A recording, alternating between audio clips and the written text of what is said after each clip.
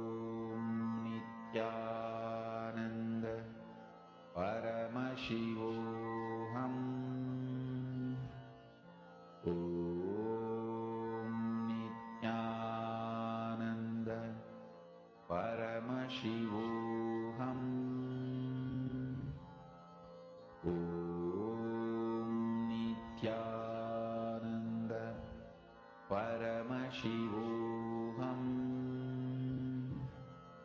Om Nithyananda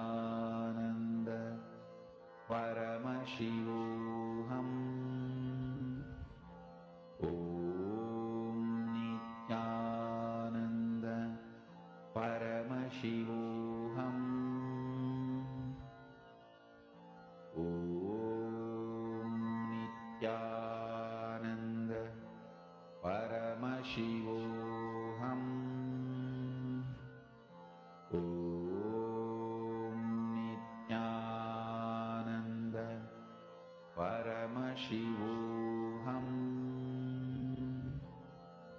Om Nithyananda Paramashivoham.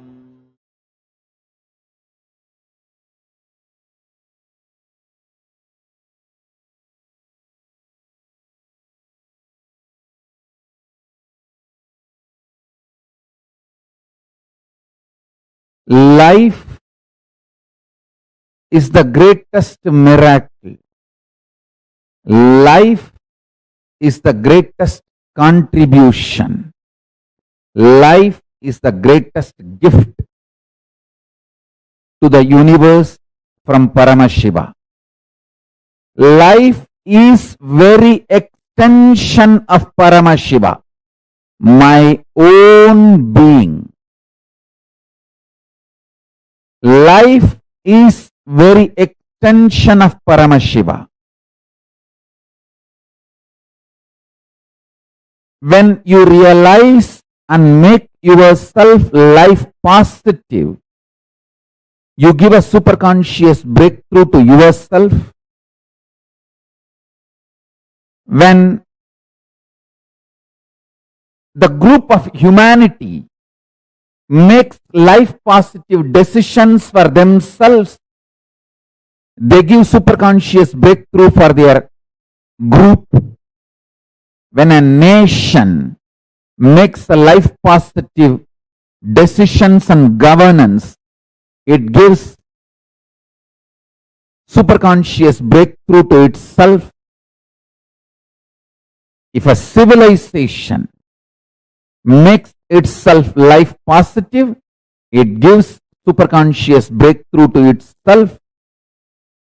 If a whole humanity makes life positive decisions and strategies, it gives superconscious breakthrough to itself.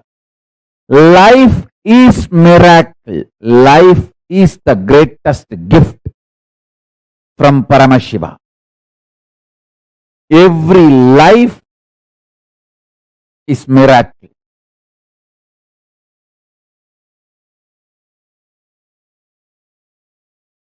In your personal cognition about yourself, as a first person, be life pro, life positive.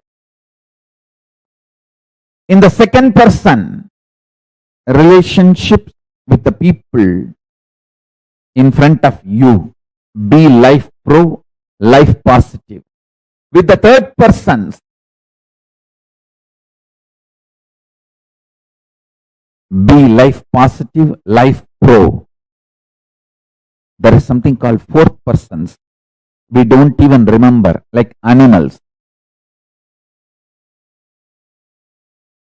Animals in the ocean, animals in the forest, even towards them, be life positive. There is a fifth persons, plants, trees, hills, rivers, oceans, be life positive even towards them.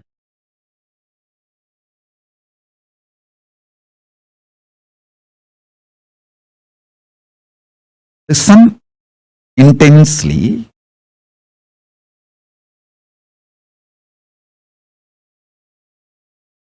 If you operate with intense love, powerful cognitions like a love, compassion, joy, bliss, giving, the Ananta Kalyana Gunas of Paramashiva, you will expand so much. Your perception about you will expand. Your perception about life, reality will expand. Reality itself will expand. Understand? This is what I call life positive decisions. Actually, if you operate from this life positivity, even the chemicals and hormones your body secretes, manifests, strengthens your immune system. There are multiple tons of researches nowadays. If you just Google, you will find tons of proofs for what I am saying. If you operate what you consider as a love, joy, bliss, compassion, even that, the chemicals and hormones your body manifests, strengthens your immune system. And if you operate from the cosmic cognition of you are Paramashiva, the kind of the hormones and chemicals your body will manifest and the kind of the immune systems, the strength your immune system will feel, the strength you will experience is unimaginable. And I tell you, same way, every action you do from fear, guilt, anger, anxiety, the kind of the hormones and chemicals you release inside your system breaks your system literally, breaks your nervous system and destroys your whole body and mind.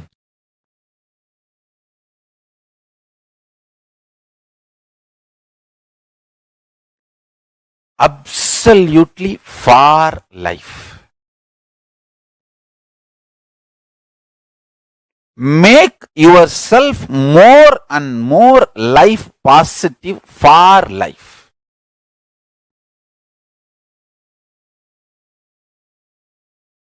The whole vision of your life matters, not small actions. Vision should be for life.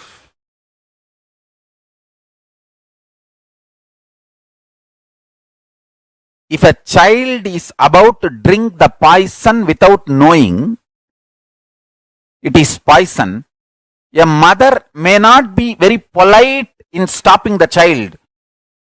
If she cares for the child, she will jump and become ferocious and snatch that poison and save the child. The action may be ferocious, but the vision is life positive. She cares for the child. Same way, sometimes your actions, I'm not saying always need to be ferocious, but the first priority should be for life. Your vision and life should be for life, positive. Absolute life positive.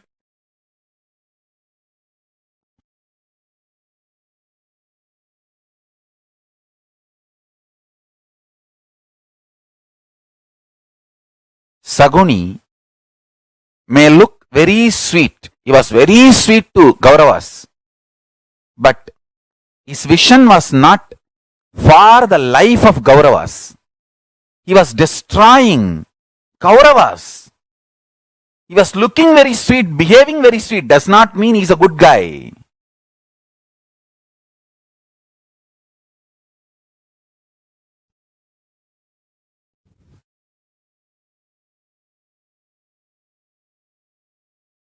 Understand?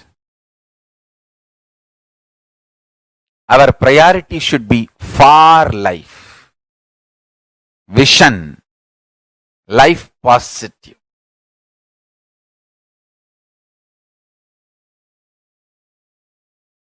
Saguni can never win. Traitors can never win.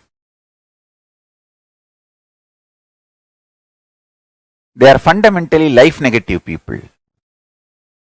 They can never win. Be life positive. Go on, be contributing.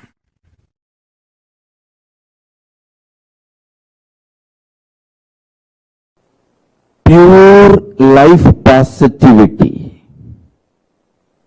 absolute life positive energy is superconsciousness of Paramashiva. The food you eat, the way it is produced, the way it is processed or cooked, the way it is consumed, the way you detox yourself, clean your body after the digestion, the whole thing, end to end, should be absolutely life positive.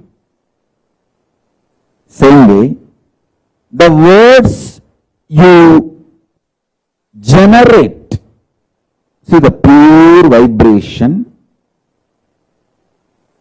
is the nada in you.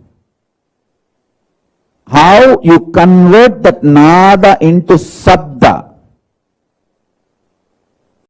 sabda into language, how you use those words on yourself and how you use that words on others, and how others use words on you, and how you consume, get impacted, decide to get impacted by the words others use on you. The whole thing should be with absolute life positivity. Listen, I'll explain step by step. Whether the words you create and use within yourself, use on others, and the words others use on you, and the way you decide to cognize, cherish, get impacted by others' words, everything should be life positive, pure positivity. The way your food, the way your words, the way your consciousness functions, the way you cognize things happening, the way you build yourself, the way you build your life's experiences, everything should be absolutely life positive. Absolutely pure positive. I tell you, I'm going to explain in multi-level, multiple levels, how the attitude and aptitude should be aligned to life positive. And one more thing, till you align the whole thing to pure positive, you are going to come back again and again and again. So better let us do it as early as possible. Let's not postpone. Let us not postpone, because till you do it, you are going to come back.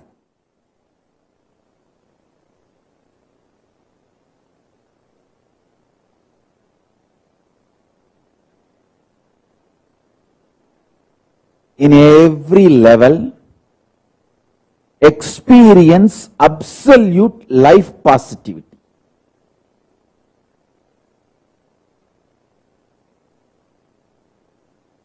Intense life positivity is enlightenment. Withdrawal, cherishing life negativity, is not going to end till you become life positive. You are going to continue to suffer wherever you are. So better to choose the life positivity now. Better to choose the pure positivity now. From now, let us start building.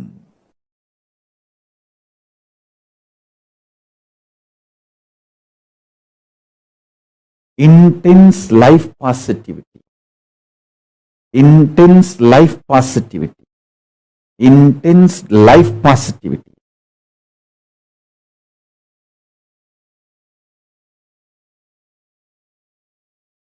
With a tremendous love, activism.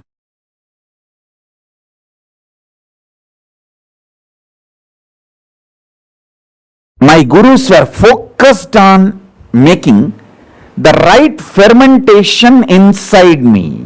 If you allow the bliss fermentation inside you,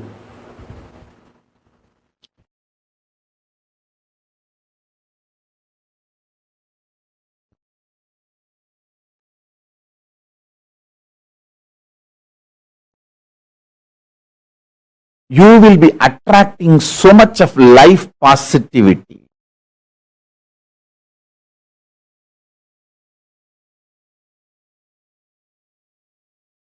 You will be just planning to expand more and more and more.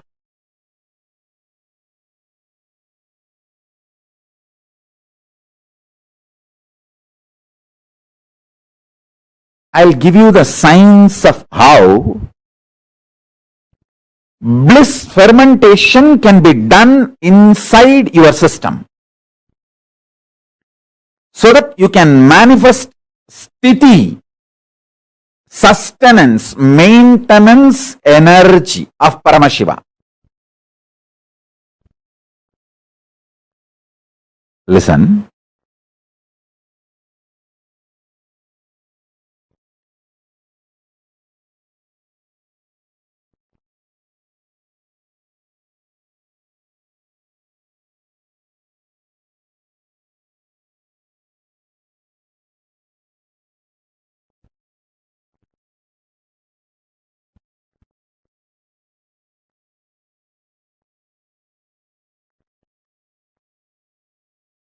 I'll give you the scale. When you ferment, I'll give you the scale how to find out whether you are fermenting bliss in your life, worry or suffocation or suffering, what you are fermenting in your life. I'll give you the scale. When you allow the fermentation of bliss in your space, inner space, you will be overflowing. You will be just overflowing.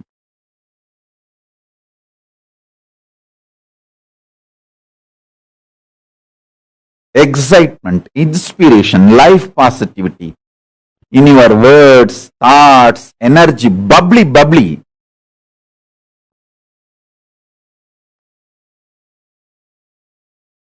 Such an exciting, inspiring.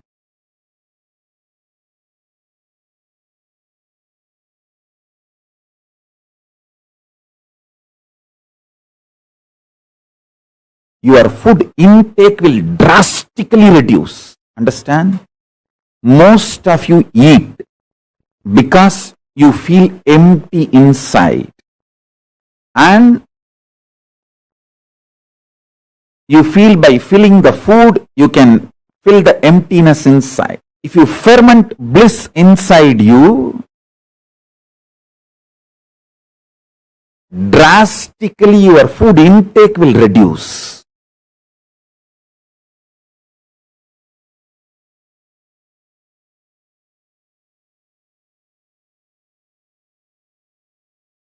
Fundamentally, this principle of rejuvenation And the knowledge about the ultimate reality, the truth, karma,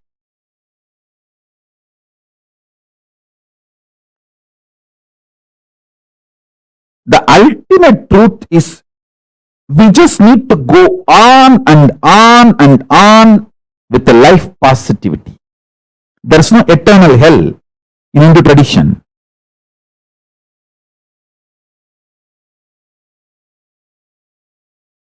It's giving you chance again and again to be life positive, rejuvenate yourself and rejuvenate everyone.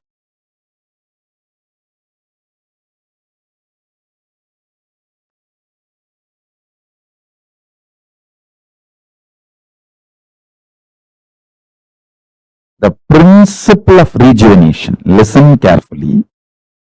See, once or twice, one day or 2 days, you may miss puja.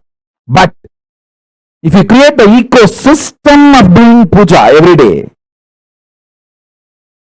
that is enough. Same day, 1 or 2 days you may miss yoga. But if you create the ecosystem of doing yoga every day, that is enough. You will be naturally successful. You will be naturally aligned to yoga. Even if you miss 1 or 2 days, next day you will say, at least let me do 2 Surya Namaskar as a ritual. You will start it. Same way puja. Even if you miss 1 day, next day, let me at least do it few minutes. And Jalalingam Stapayami and do the puja. The principle of rejuvenation, extreme life positivity, makes us do all the best decisions about life. Listen, we human beings are here on the planet Earth, after all, to celebrate life. So we should focus on contributing to ourselves and to others and for the next generation. That is why we treat the earth as living energy, Bhuma Devi. We don't see earth as a resource to be exploited and finish. No. Hindus are responsible for the most sustainable lifestyle, life decisions, life positive decisions.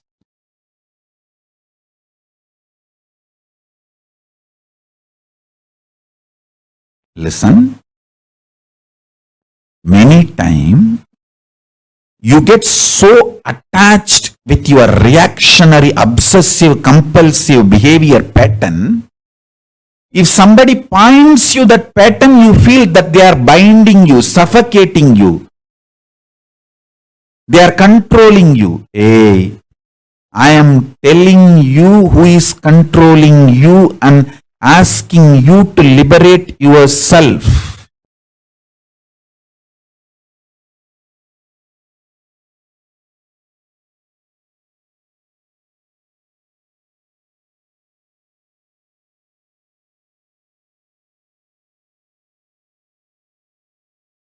I am your friend, sincere father and mother, not your enemy. I have seen multiple times people, when they associate, identify themselves with their obsessive, compulsive, reactionary pattern and suffocate themselves, they feel the decision they make out of their patterns is much better than living with me or living around me or listening to my truths, and they leave. After that, even though so much suffering comes in their life, they continue to live in that suffering because they took the decision. Their ego and arrogance cannot accept that they failed and come back. Just to retain and maintain their ego, they continue to suffer.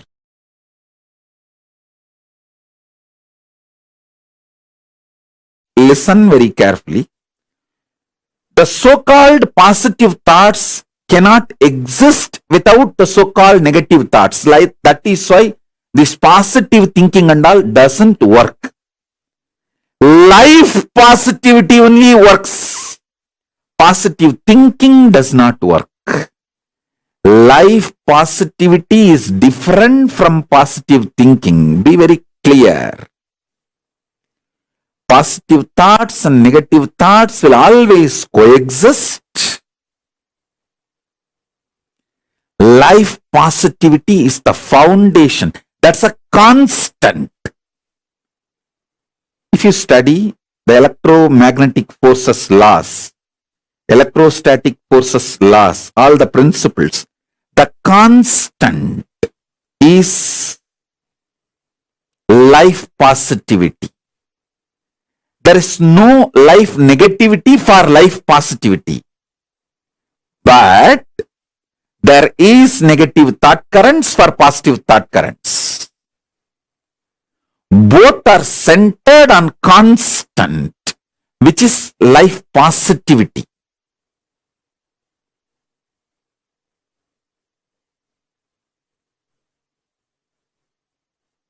So please understand.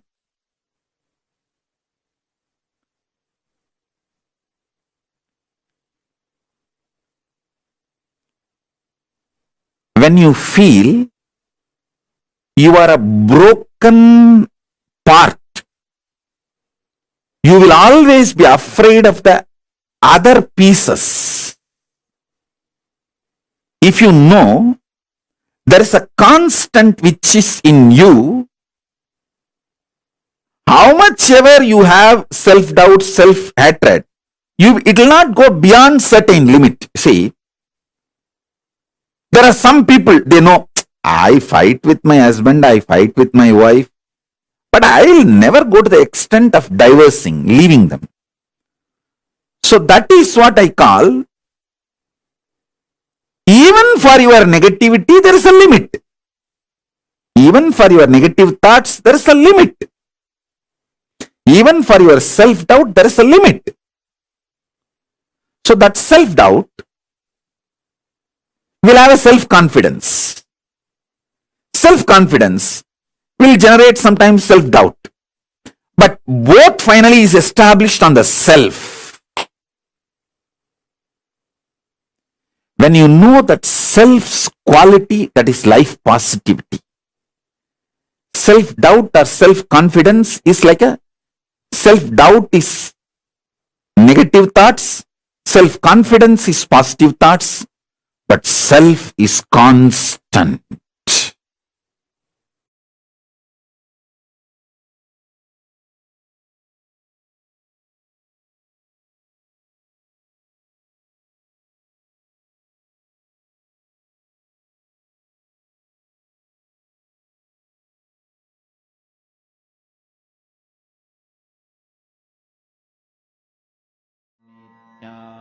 Nithyananda Paramashivoham Om Nithyananda Paramashivoham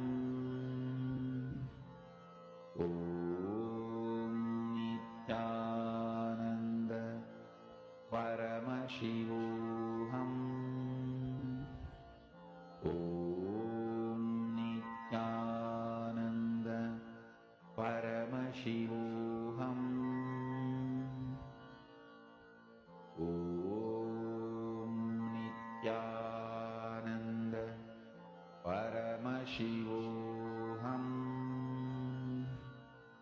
Om Nithyananda Paramashivoham Om Nithyananda Paramashivoham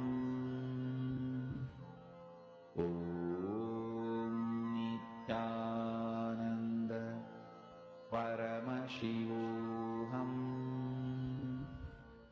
Om Nithyananda Paramashivoham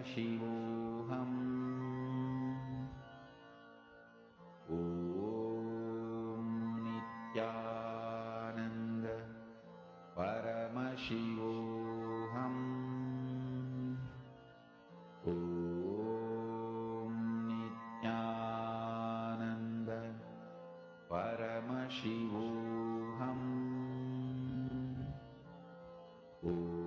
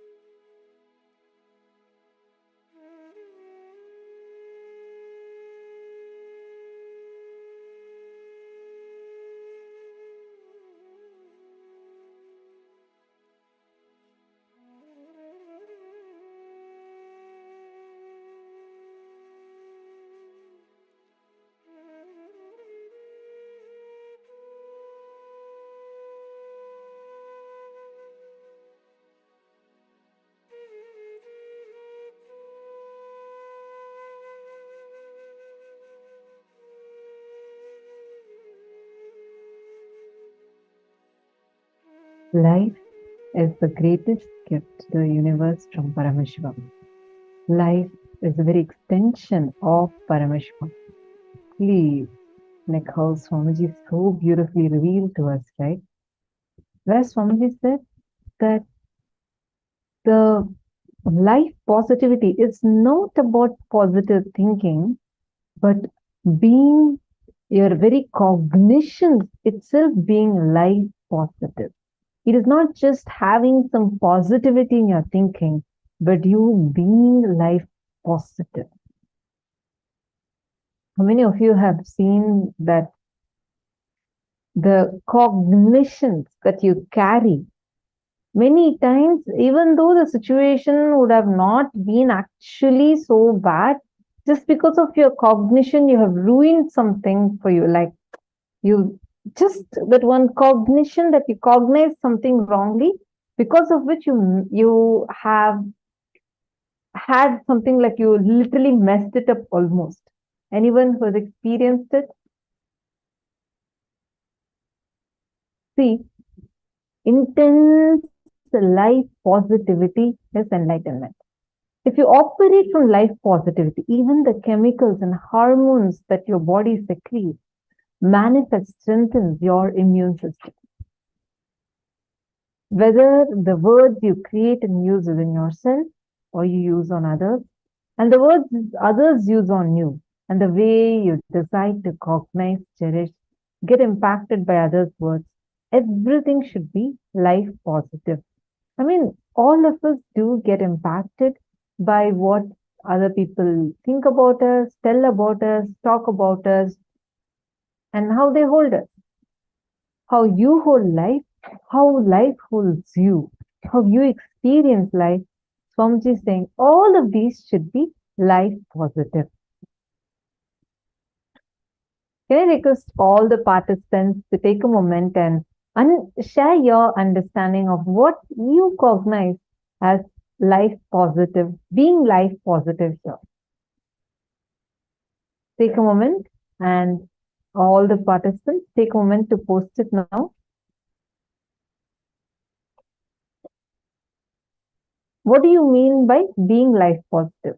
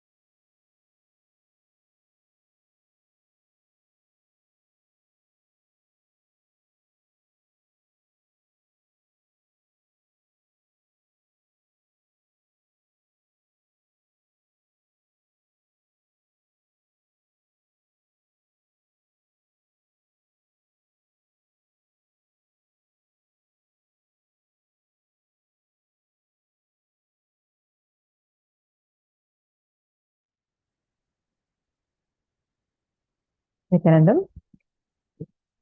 I hope all of you are able to see me clearly now.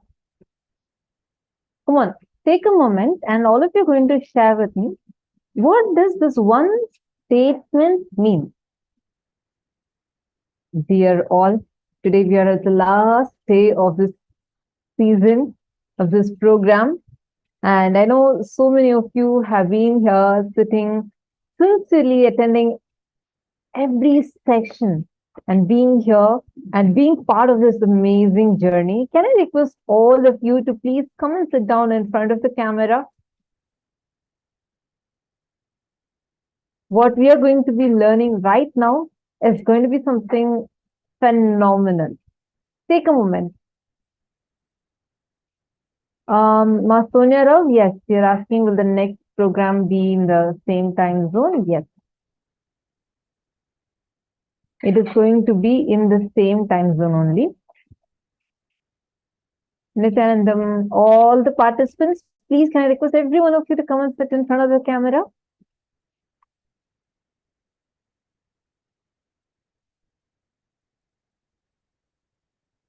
Guru Prasadini and Amit Kopatkar. Come on, all of you quickly come and sit in front of the camera. I have a question and all of you are going to give me the answer and explain. Nithyanandam, Lucas and Geronimus. Nithyanandam, nice to see you all. Okay, what exactly are all of you understanding as, listen carefully. Now we are learning about life positivity. You would have learned about positive thinking, thinking that let everything should be positive. But what is life positivity? What does that life positivity mean? And why is it so different from positive thinking alone? Come on, each of you think, is it different? If it is different, why is it different? And what does being life positive in the way you cognize yourself, the way you cognize about life, the way how people are going to perceive about you in every situation. What does that mean? Come on, take a moment and all of you share your understanding.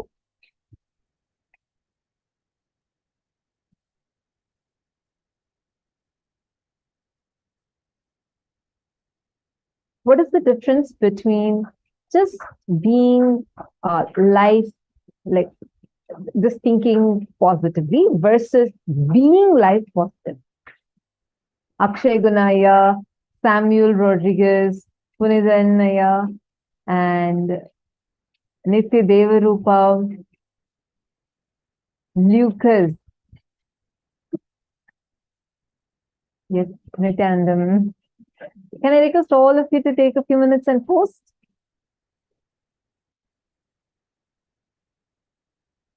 What is the difference between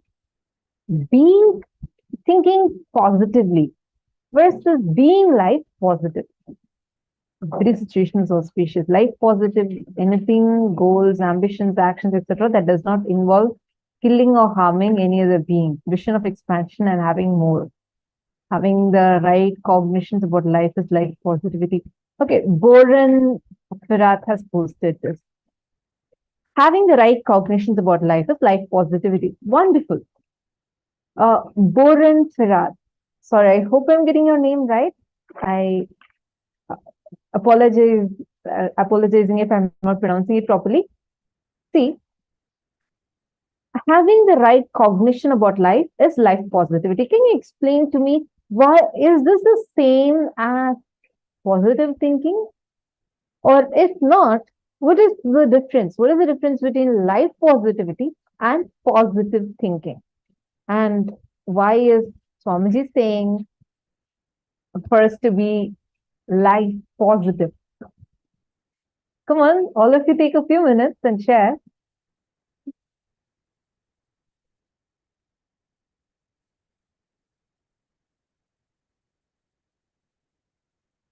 Life positivity is different from positive thinking because positive thinking is duality based. And being life positive is surrendering to life without perverting life, with putting layers of our deluded cognitions. Lucas, wonderful. Hieronymus is saying, I feel it is different, but I'm not exactly clear what the difference is. Come on, see, Hieronymus, take a few minutes and look at it. That will sharpen your logic. You know something? The more and more you work with these cognitions, do not say that, okay, I'm not clear. You have the ability to look into it, okay? You're going to use your conscious ability to look into the cognition and find out, try to define it, try to identify it. You know why? Actually, this is something that I love about being in Gurukul. We'll be like doing yoga or being in the class or being with the friends. And all the times we hang out, we talk about these great trips.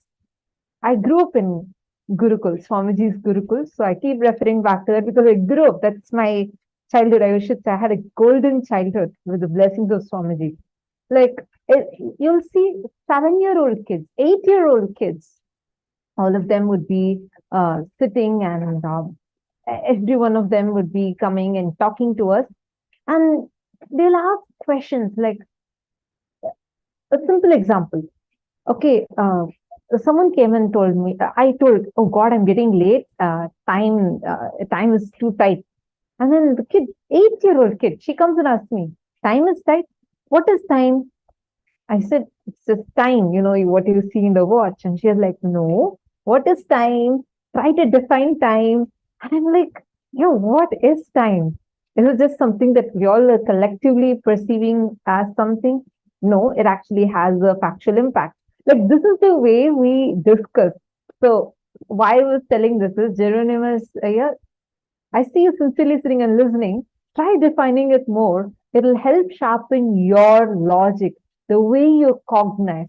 The more subtler and subtler you're able to cognize, your brain's capacity and your conscious ability, the elasticity of your consciousness expands. That's why we keep asking these questions. All of you take a few minutes. Define, what is life positivity? Why is positive thinking different from being life positive? Swamiji says, right? When Swamiji says life positivity, Swamiji does not mean just being optimistic. Okay, everything is going to be all right, you know, it's fine. Even in the most being optimistic is good. But life positivity is not just being optimistic. It is being realistic. There's a huge difference with positive thinking and life positivity. What is the difference? Now, each of you, from whatever you have understood, take a few minutes and you're going to be posting it. Come on. Positive thinking is fighting with the negativity. Okay? You being complete with your thoughts, with your emotions, and with others and life. Okay? Executing Paramashiva strategy in every situation, residing in the state, space, and being of Paramashiva. Okay? A little more, can each of you define it a little more? How am I supposed to be? I want to be life positive. What does that mean? From this moment, what exactly should I do? Okay, I understood. Samuel Laya has posted saying that you should do completion. Okay, what else? What does that being life positive exactly mean? Okay, I'll give you a situation, Samuel Rodriguez. Let's say that someone is cheating you.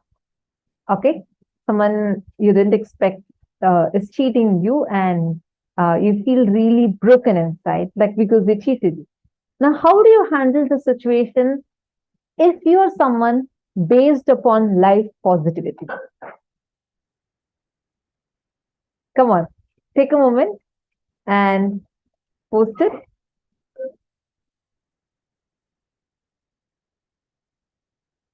That for manifestation to become life positive, always hope a great future. Jenny Tran, you're saying always hope for a great future. Sorry, I just want to tell one thing though. Hoping, where you're going to be dependent on a probability. I hope everything becomes all right. I hope that things will turn the way I want. Will only make you feel you are under the influence of something, or you're powerless, like you do not have the power to change things the way you want. Never use the word hope. It's not hope. You have super determinism as your power, your strength to make what you want happen. You have the power, the strength. You can make what you want in your life happen. Positive thinking has a counterpart, that is negative thinking. Life positivity is manifesting Paramashiva at each step of our existence and declaring authenticity towards Sanatana Dharma is what I understand. Okay, beautiful. Little more.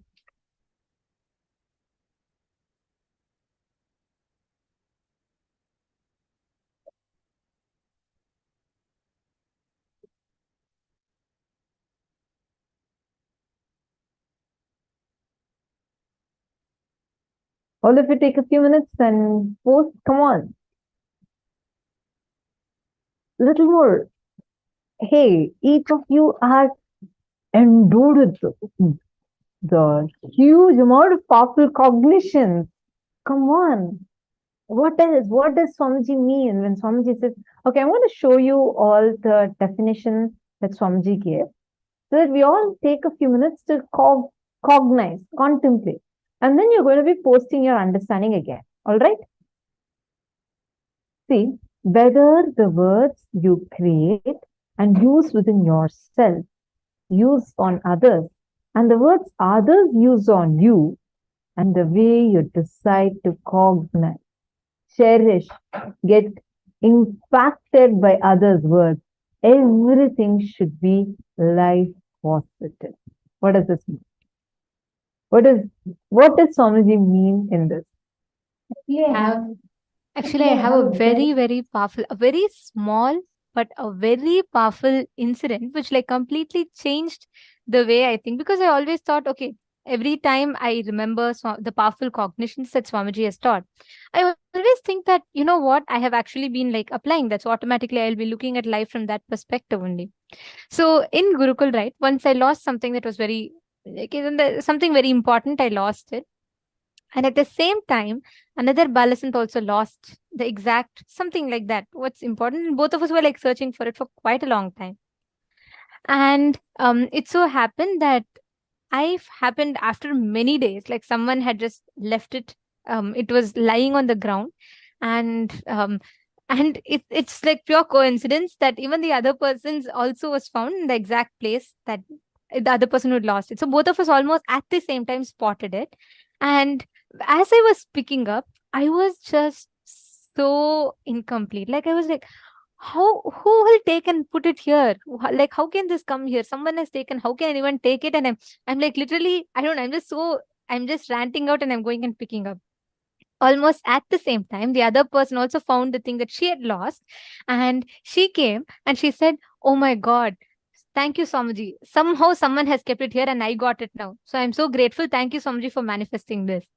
It is something so small, but I was like shocked. I was exactly at the same time ranting, saying, how will anyone put it here?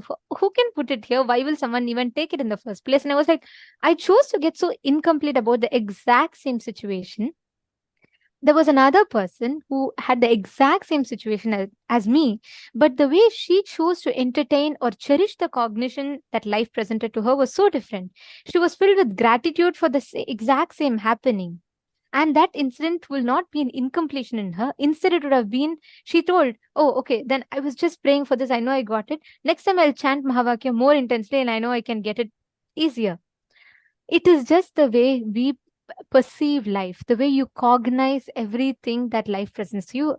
It is something so small, like super, super small, but it was so, the impact was so much.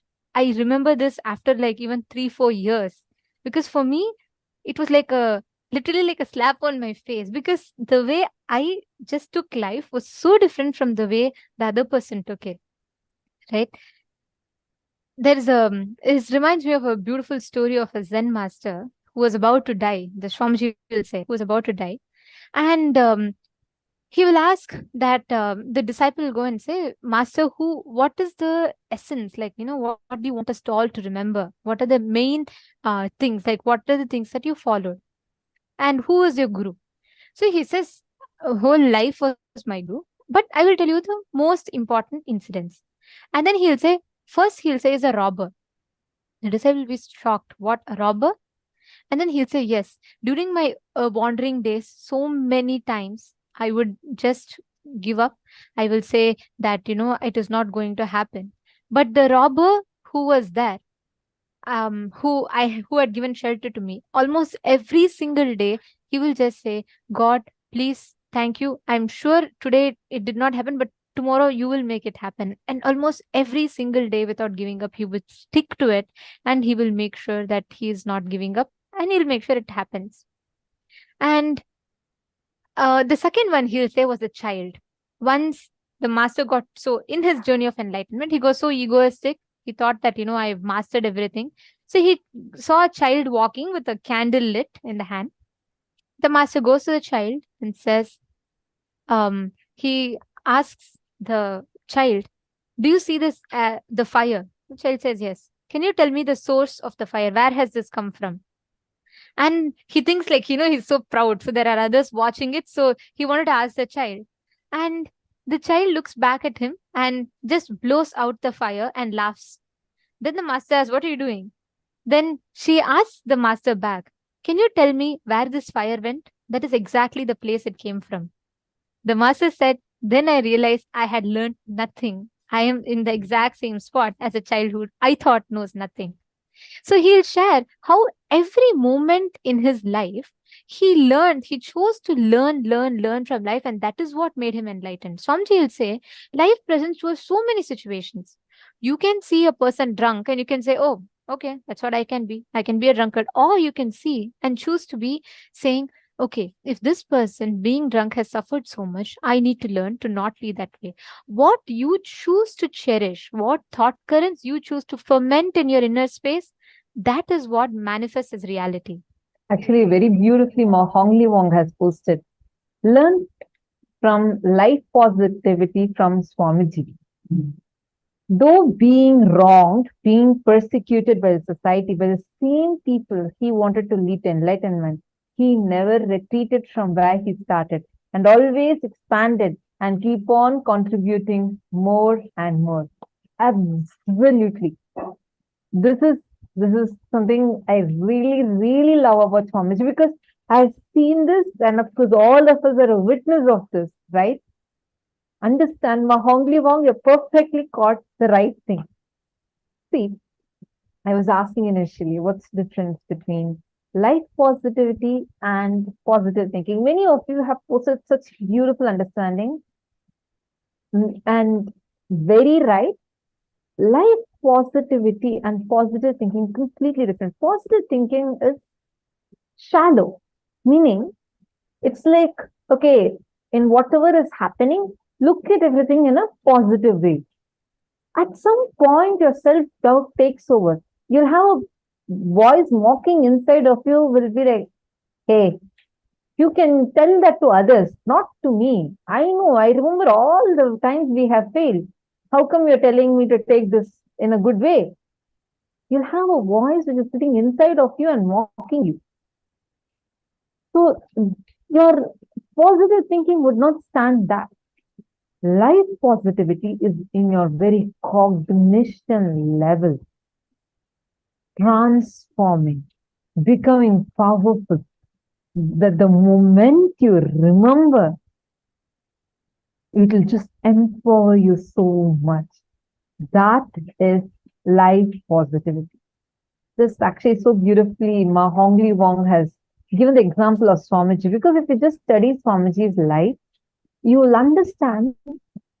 See, if someone is attacking you for something, there's some wrong on your part, at least that is bearable.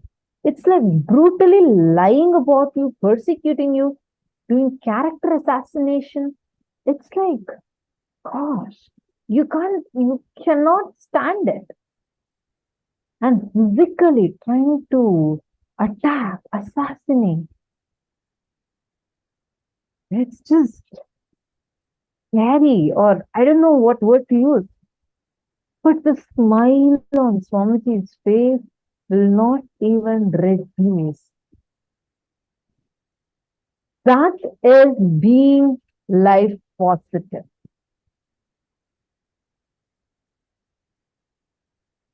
Okay. Samuel Rodriguez has posted, identify those emotions authentically, feel them and unclutch from them. Okay, so that's the way you would handle the situation. Wonderful. Now, the cognition from which you posted is life positivity. You understanding?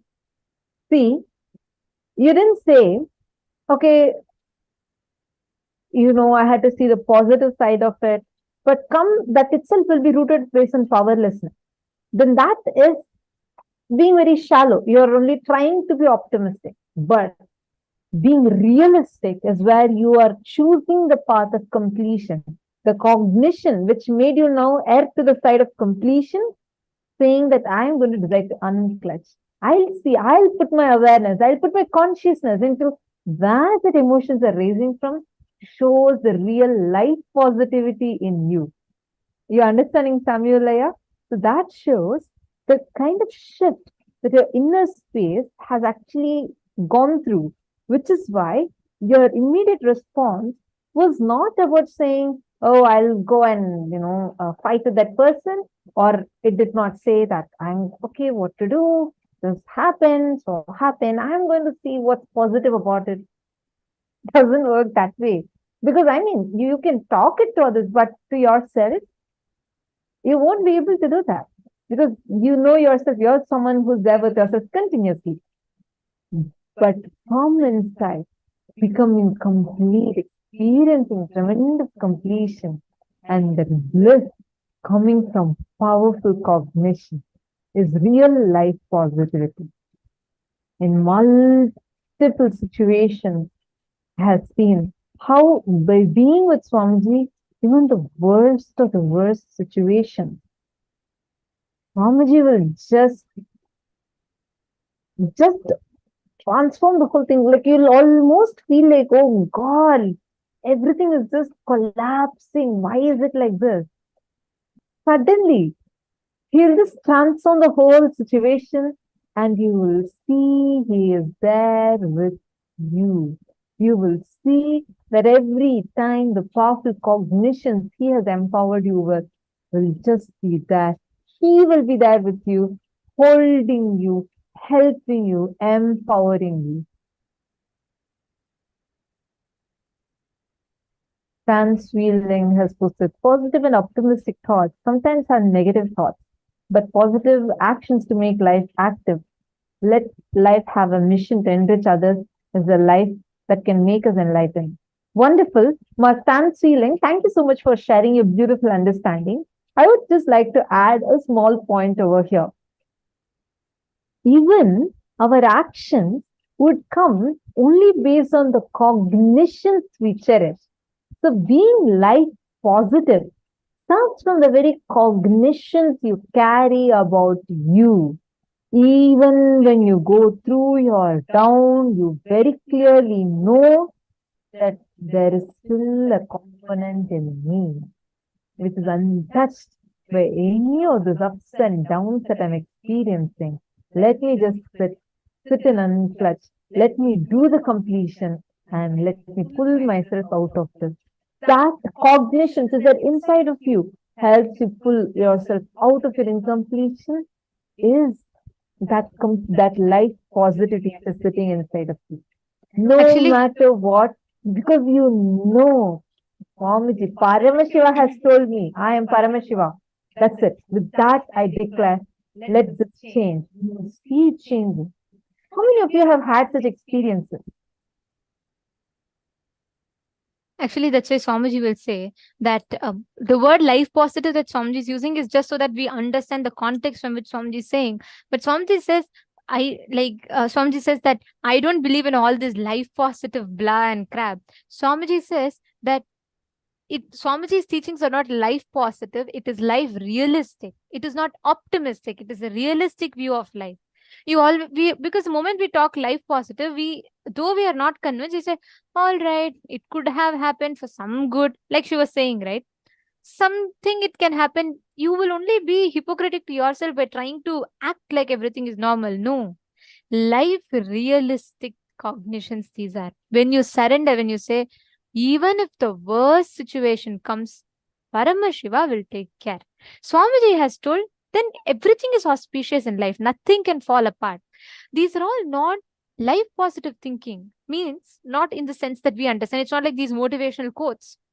No, these are life realistic thinking, because anything else is only a layer of delusion on top. This is literally removing the suffering, understanding that it's delusion. The normal life positive thinking, it always makes you believe the suffering is true, but you're trying to, overcome the suffering by sidelining it. No, that is not what Swamiji is saying. Swamiji is saying suffering itself is a delusion. So you're going to lift that layer of suffering and put it out, and you're going to actually see life as it is. Being actually living in Kailasa, being part of this ecosystem is the most life positive, life powerful thing that you can do. Any volunteering, any which way that you're part of Kailasa, you only expand, and expand more. At an old age home, the inmates were asked, why do you think God has allowed you to reach the age of 90? And one of them replied, to test the tolerance of our relatives. Understand, any situation, you can take it in whichever way you want. But if you just have the awareness, like when you are seeing a situation, establishing yourself in powerful cognition, you will always win in life. And that is life positivity. Now, right now, how do you all feel? We're on the 21st day, and just few hours before the program, the season is going to end. How do each of you feel today, being here and enjoying these last 21 days? How do each of you see, like, what has this done to your cognitions, the way you feel about you? Can I request all of you to take a few minutes and write this and post it here?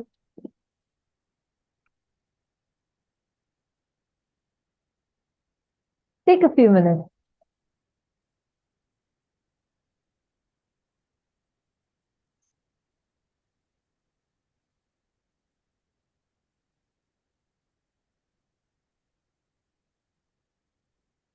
DNS below has posted, Swamiji said, in marriage, you fight and make up, but the marriage doesn't end. Help me understand. That's very powerful explanation Swamiji gave. How even that clarity that you have, same thing is the way you deal with yourself.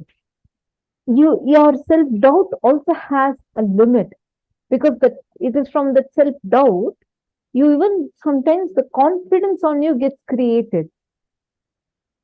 Gosh, that was such a powerful revelation Swamiji gave, right?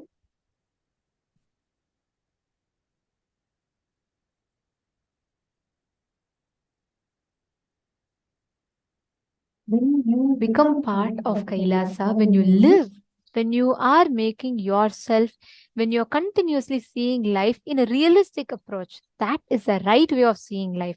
It is neither pessimistic nor optimistic. It is realistic. Now, first, let's all take a few minutes. Look in and see what kind of words are you using for yourself, within yourself. And what is the vision that you are carrying about yourself inside? Look in now and see what kind of words you're using and creating about yourself.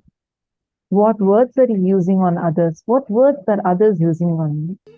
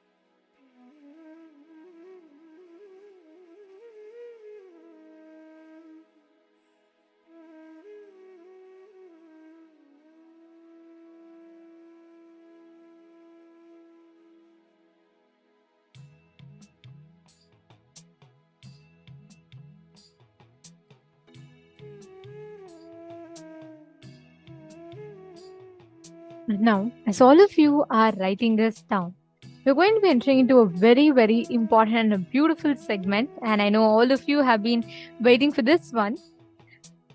Yes, and I request all of you to not miss this one segment as it's very important. All of these 21 days, you've all been a part of Paramashivoham. You've been a part of, getting all the perks and benefits of the program. And I know so many of you here ask if you're not able to contribute or become a part of Sarvajñapita at this moment, is there something that you can do? Like Swamiji says, you're not restricted for any one thing only that you can do. Any way, any which way that you can be a part of Kailasa, you are welcomed to do so. So here I'm going to take you all through a very quick set of projects that you can be part of and become part of Kailasa. Swamiji has envisioned two things, Kailasa's digital nation and Kailasa's legitimate nation, the physical nation. So for both of which, there's a lot of groundwork already done. And here we are going to be seeing, in this day and age, we are going to be seeing how you can become a part of the digital library of Kailasa, all the digital nation of Kailasa. So the first project is Kailasa's digital library.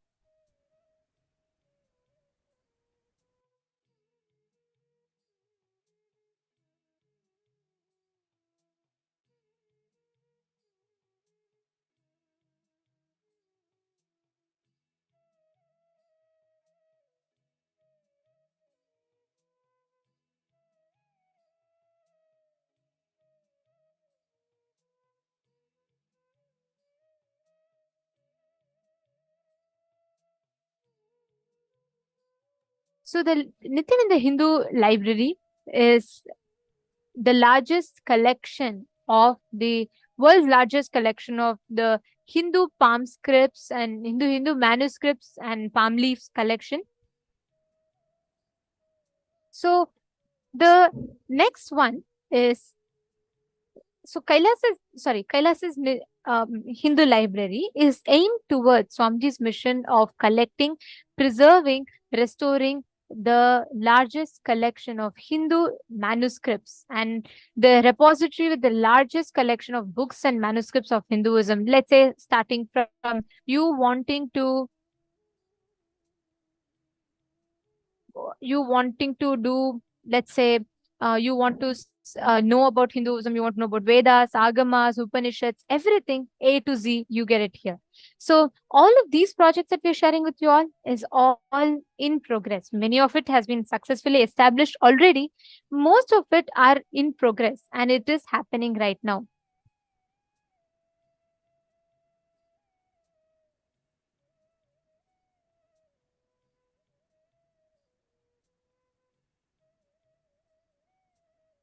So that's one thing. And the next one is the next project that you can be a part of is Kailasa's Hindu World Trade Center. So the goal of Kailasa's Hindu World Trade Center, initiated by Swamiji, is to help facilitate trade between all the Hindu business and bringing together authentic Hindu businesses and the Hindu diaspora, helping the indigenous family-owned businesses and practices to come to a global spotlight and become recognized internationally. So many of you would have noticed there are these Hindus in villages here and there who have some extraordinary skill sets, let's say like making agarbatti or the right way of astrology, astronomy, being able to build temples, architecture, arts.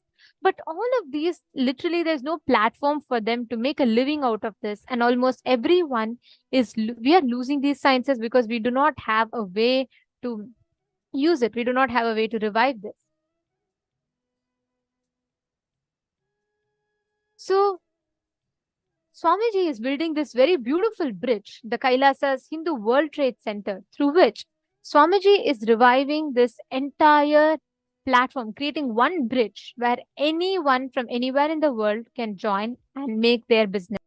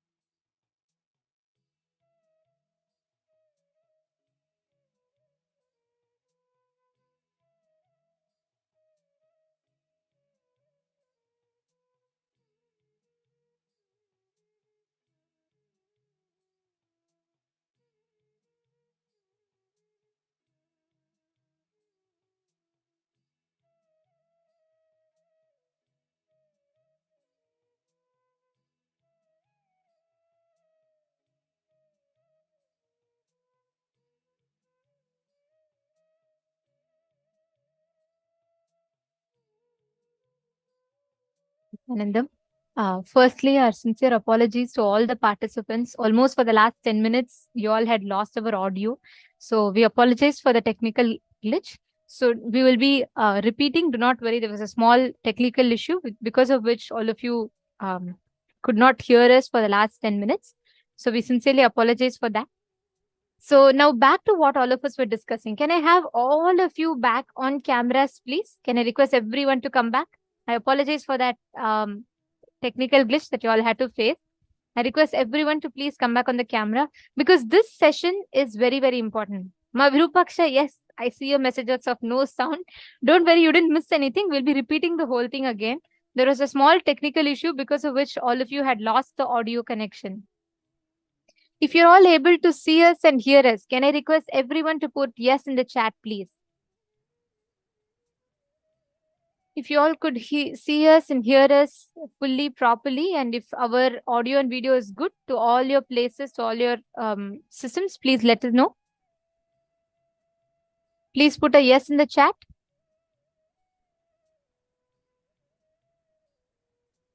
Nithyanandam, can I please request everyone to confirm?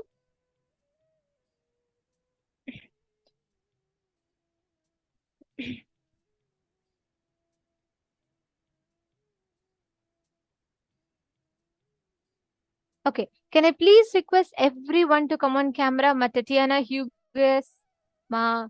Yes, I request everyone to come on camera, please. Come on. Can I request all of you to come on camera and all the mail rooms? Is our audio and video good for all of you as well? If you are able to hear us and see us well, and all the viewers watching us on YouTube, please let us know if you can hear us well. And I sincerely apologize for the technical glitch that happened. Now, if you're able to see us and hear us well, please let us know.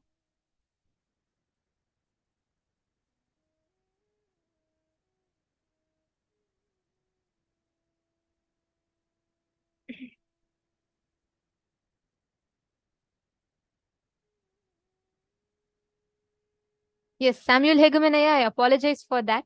The whole audio was okay. Perfect. Thank you. Thank you all. Now we are going to be continuing this very, very important segment. So I want every one of you to be on camera so that none of you are missing out on anything. So please come back and settle down, everyone.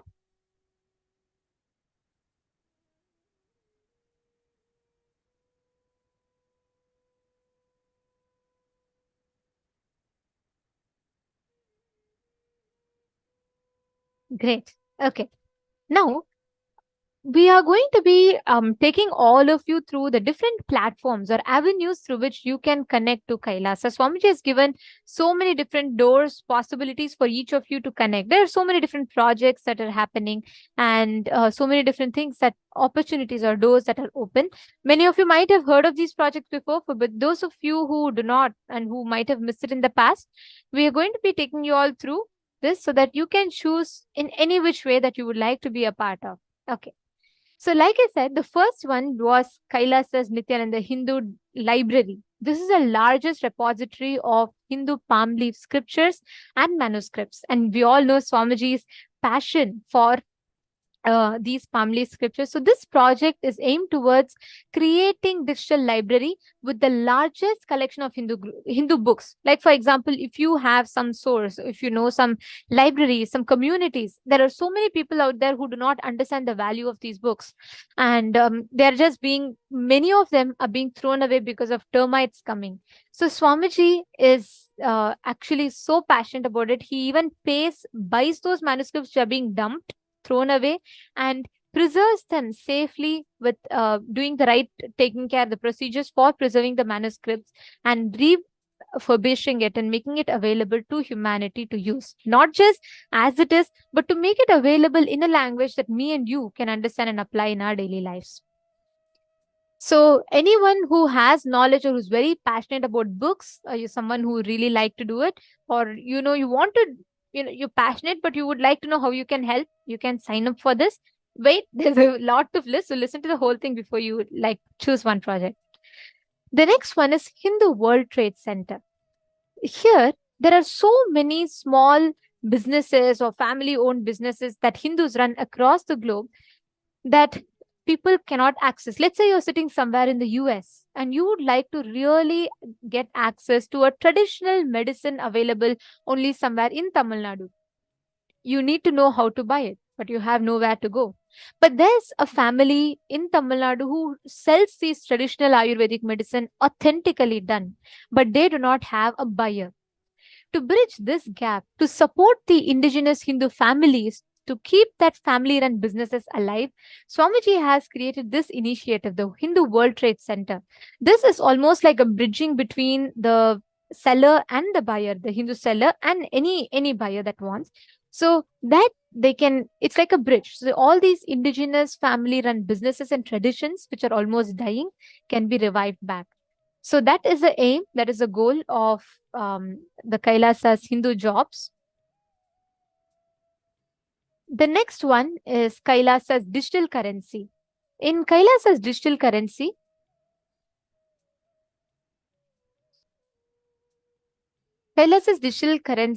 as we all know, we are entering into a further advancement in the cyber age, where most of our life now is digital, and with digital currency becoming like more and more part of our everyday lives. So Kailasa's digital currency is a very important project. If you are a person who has knowledge, the goal of this project is to enable to venture into this digital currency as well, so that we can use this platform as an amazing resource to reach out or to support the Hindu community that's growing globally. So if you are a person who has knowledge into cryptos and you would like to, or you have some skill sets as to this, you have some knowledge about this, then you can be a part of this. Of course, these are all not already rolling, but a lot of work is already underway in this. We can already see like things like Google and all is already available to people. So many of these projects are already rolling out, and some of these projects are still in the production phases or the pre-production phases. So the next one is planting Kailasa projects. So this is a super cool thing, okay? This is where any place where there are 10,000 and more practicing or born Hindus living together, Swamiji envisions to create a temple there so that that community can live around a temple-based lifestyle. So Swamiji beautifully tells, Hinduism is fundamentally a temple-based living ecosystem. Everything revolves around temple. You can go to your job, you can be a software engineer, you could be anyone. But whenever you come back, you should be able to do your puja, you should be able to continue your lifestyle as a Hindu. Because it is these roots that has made us who we are. Swamiji says, if you forget your history, you will lose your geography. That is exactly what has been happening to Hindus. And now this is a very beautiful way where Swamiji is reaching out to Hindus from everywhere in the world to keep that ecosystem alive, up and running. So here, Planting Kailasa project involves of maintaining social media platforms as a digital ecosystem, so we can reach out to the communities living in each of these places and serve them globally. The next is very closely associated with this project. It is Kailasa's Digital Mahant Kotari Tanedar project. The Digital Mahant Kotari Tanedar project is something similar to it, where you will be owning, like how we have Mahants who are owning the physical Kailasas, who will be running the physical Kailasas, like Los Angeles has Ma Muktika, or San Jose has Ma Snehamai, and so on. Each of these House of Representatives are successfully governing their local Kailasas and executing the Kailasa as per Swamiji's vision. Kailasa's digital Mahant is something very similar along those lines. But here, there is a small difference. The digital Mahants will be owning a digital ecosystem as opposed to a physical ecosystem. So you're not able to spend your time going to temple every day. But you can take out time. We all do. We all sit and scroll through our Instagram feed, YouTube feed, and we catch up. That time that you read so much of or spend time binge watching videos on Netflix, you can actually take out some time to post, make 1 or 2 posts from your side in each of these ecosystems to keep them alive, to keep them supporting the ecosystem, to share knowledge about Hinduism.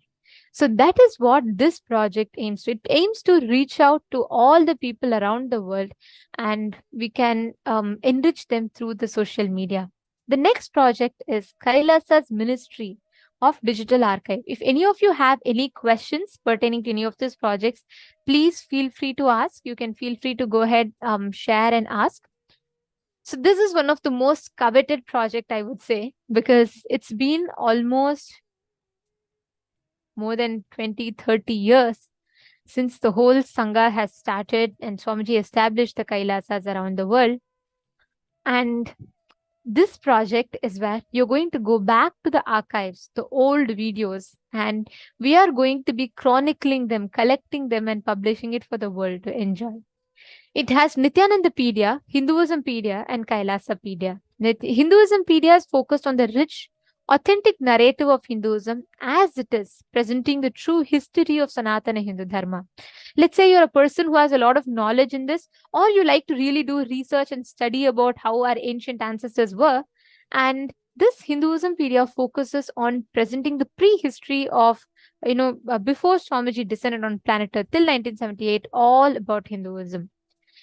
And Nithyanandapedia is the chronicling of the advent of the avatar since 1978, which systematically documents the public life of Swamiji, displaying his hard work for the last 30 plus years. The next is Kailasapedia. Kailasapedia is all about the happenings all over the world in Kailasas around the world that's established by Swamiji and how it is happening. So in any of these three, if you're a person who's very good at web designing, or you have a lot of knowledge as to, handling websites or being able to do video editing, photo editing, then this project is something that you can surely be a part of. The next is the Kailasa's Hindu compliance system, which is underway. The work, it's still in its pre-production phases. So the Hindu compliance system of Kailasa, we have standards and compliances on multiple levels for various things, especially when it comes to food, agriculture, and other common things. Like we all will know, an example that I can give is like the halal, right? Each religions around the world, or each societies, communities around the world have their compliance system. Hinduism, in fact, has the most detailed compliance system, where there are 600 standards from Vedas and Agamas and Bhaga Shastras in 7 major categories. We have food standards, lifestyle standards, power manifestation standards, sacred arts, town planning, fashion standards, temple management, and ritual standards. These are all very elaborately given in our Vedas and Agamas, and these standards ensure the authenticity of life as per sources of Hindu scripture. If you're a person who has knowledge in Sanskrit, or you have a knowledge in establishing compliance systems, lawyers, people, you can network to get this done, you can definitely be a part of Kailasa's Hindu compliance systems. The next is very interesting. You might have heard of Google. Go anything that you want, Google has it for you. Now, Google is Swamiji's vision for something similar. Anything that you want to know about Hinduism. Today, if you ask Google who discovered solar system, who discovered the planets, they'll say Galileo. But how about me telling you that hundreds of years before Galileo, in fact, 3 centuries before Galileo, we had our ancestors, Aryabhatta, and so many others who discovered and described planets exactly as it is. Mahabharata, dating to 4,000 years, 5,000 years ago, has given a clear description of the continents and the global map much before any of the modern telescopes or scientists could. But Google will not necessarily show you this, because unfortunately, there's a lot of things that is not straightforwardly accessible to Hindus. Now, Google aims to become a solution in that place where you can, anything that you want to know, you can receive authentic, extensive, and complete knowledge, information on Hinduism. So Google is contributing to this enlightenment and answering Hindus everything, everywhere, anytime, anywhere, right? So this particular project especially if you are good at web designing again, or if you know something that you can contribute with, or if you have some good ideas to it and you would like to collaborate to make this happen, you are definitely welcome to do so. The next project, we have multiple platforms under Google that we are aiming to open and launch. This is KAILASA's Quicker. Quicker is a social media platform to share various events from Hinduism, related information, news bites, comments, posts, supporting a wide variety of content forms, allowing users to build and manage their audience as they see fit. So Google Quicker is something that you can share informative content, educational content, and so on. The next is Google Photos. Google Photos is something like Google Photos, but something aims to be something more additional to it. Like, for example, Photos is a Hinduism-based photography storage where anything, like for example, let me say you visit a very ancient temple somewhere which is almost in its ruins, but you would like to share it to your family or to your friends, your community in the US. You can use Google as that platform where you will upload the photo and they can see it. And you can set appropriate privacy settings and much more with this. Next is Google Clicks. Google Clicks is a beautiful way to share photos, stories with friends, family, followers, and image sharing social media platforms, much to the like of Instagram. So Google Clicks users can manage their content into albums, collections, topics, stories, and you can apply filters, hashtags, comment, and reply, plus many more features. So this is much the like of an Instagram.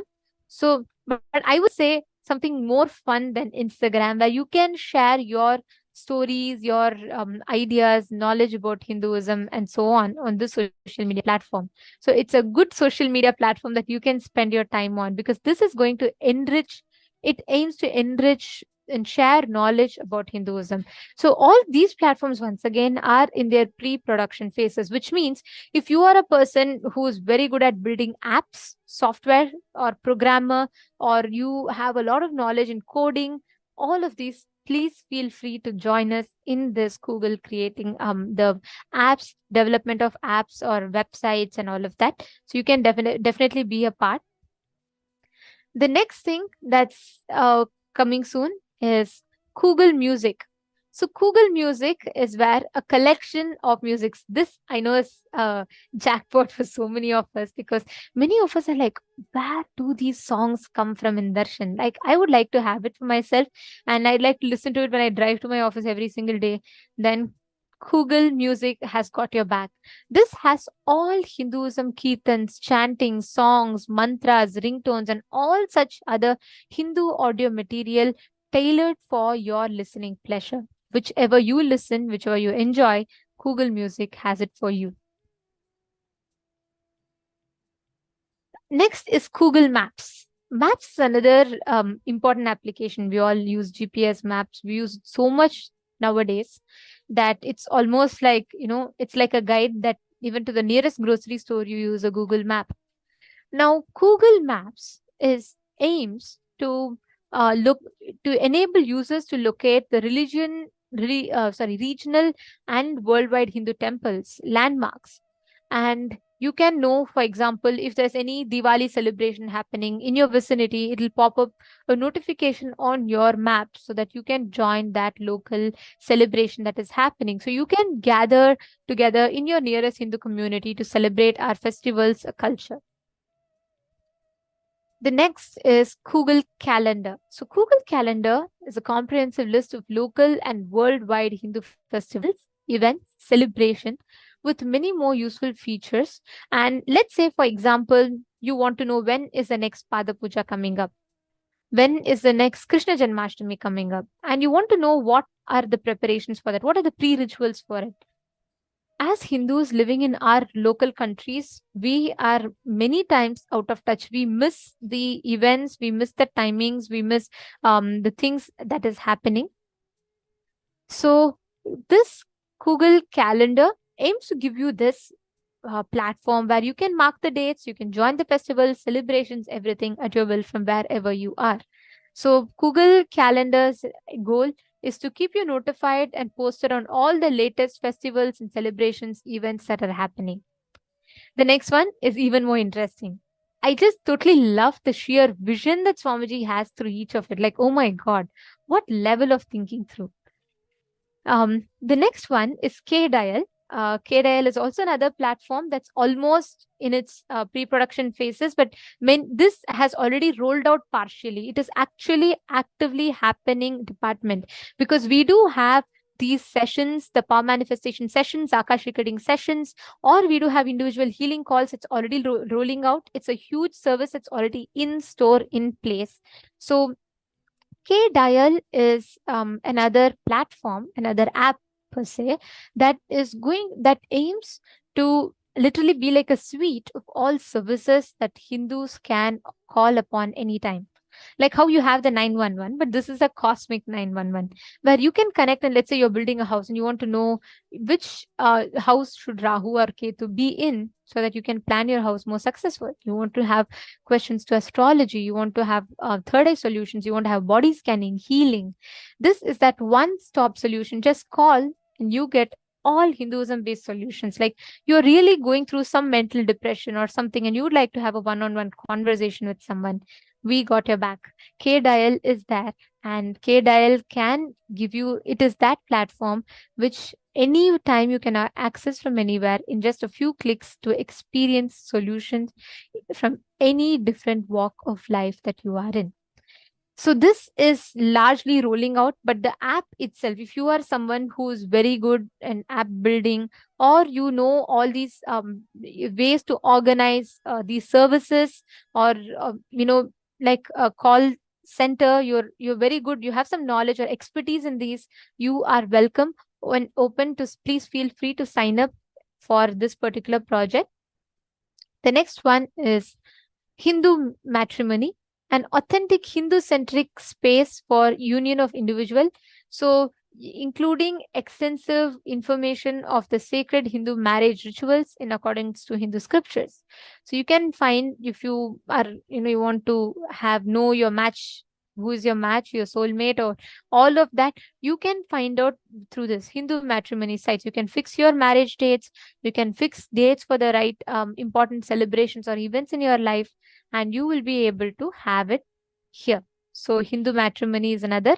So if you are a person who's very good with Panchang, you're a priest, you have a lot of knowledge in this, and you would like to help building this, you are welcome to join us in this particular project. KAILASA has a lot of digital media initiatives from around the world. There are so many out there. And each of these projects have already rolled out. So many of these projects have been successfully functioning, and people are already using this and benefiting largely from each of these.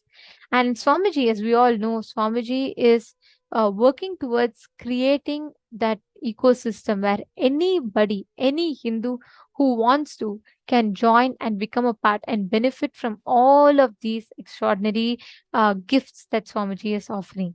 So if you are a person who says, you know what, I have talent, but I don't have time, please join in.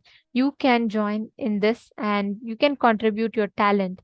Or if you're a person who thinks, I don't have the talent, but I do have the time, like I am ready to, willing to get trained, yes, you are also welcome. Like Swamiji says, the door is not shut for anyone. You all can join for any of this. You can sign up to become a volunteer, and you can join on any of these platforms, and we will be there to take you all through it. So if any of you are interested, we will be projecting the form for all of you. The support desk team will be posting the form in each of your chats. So we request all the participants to take a few minutes. Please sign up to be a volunteer in any of this. If you have any particular specification, like you are comfortable with one particular thing, you can go ahead and sign up. We will be reaching out to you all. Actually, last season, many of you who signed up have already been actively working with us, and you've already started becoming part of the teams. So if you have still not signed up, you would like to, please go ahead and take a few minutes and you all can sign up. We'll give you all a few minutes. The form link will be projected as a scroll for all of you as well on the screen. Please go ahead and you all can take a few minutes, choose whichever project you like, and you can sign up.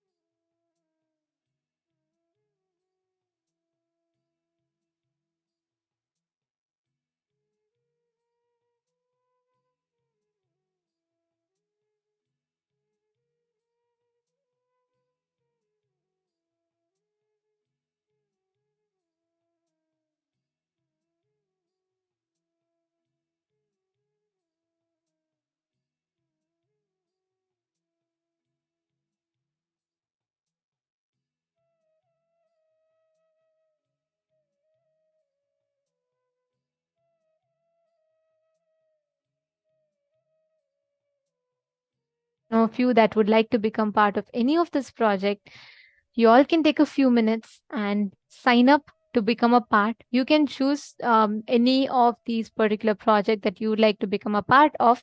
And yes, all of you have the link here. You can type out, and I also request every one of you, if you have a particular field that you have some expertise in, let's say you know something about editing, you're very good at web building, or you're good at app development, or you're able to give your time and you're willing to get trained, please head to this form and please sign up. And you can describe in the options, you can just give a description of what you are good at, what you would like to in particular be part of. So please head to this particular form. I request every single one of you to take a few minutes and please sign up.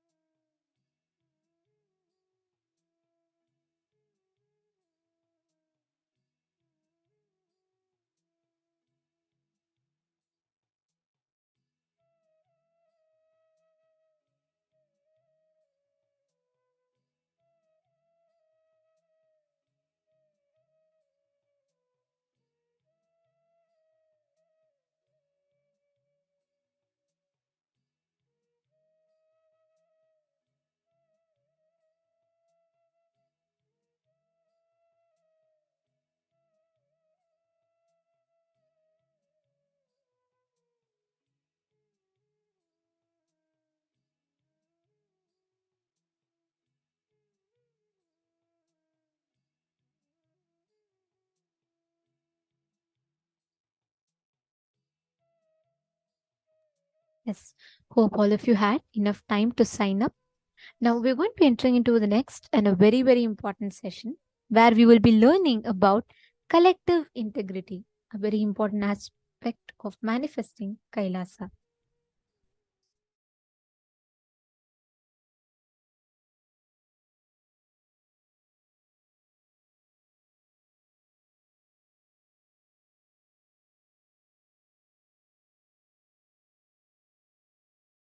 Now listen, let me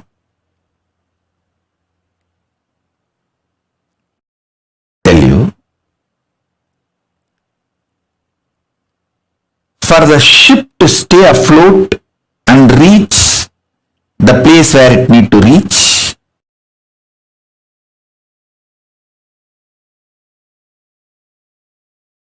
everyone in the ship need to be integrated. It's called collective integrity.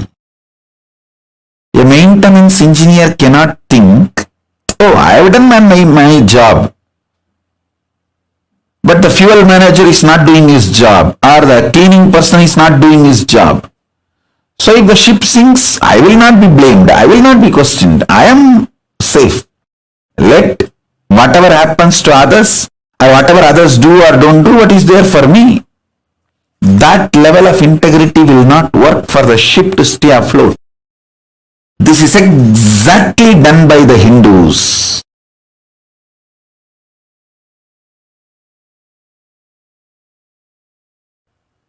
Your heart, which is convinced about integrity,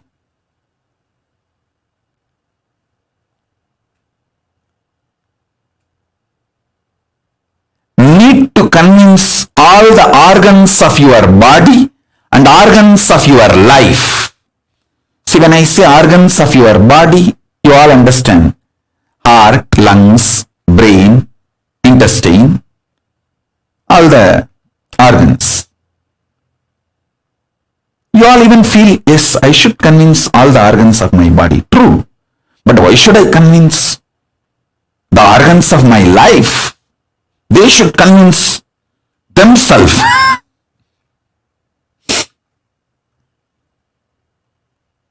Actually, convincing all your organs and convincing the organs of your life is one and the same.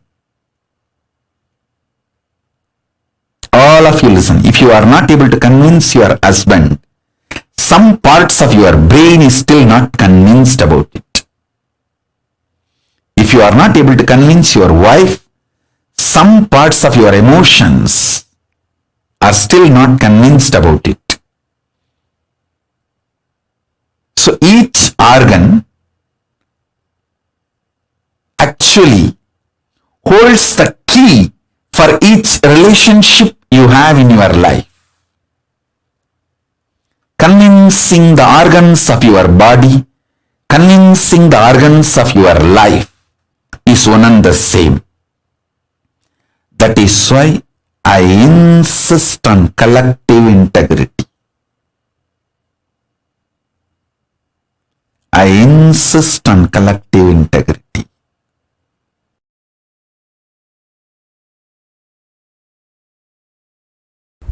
Understand?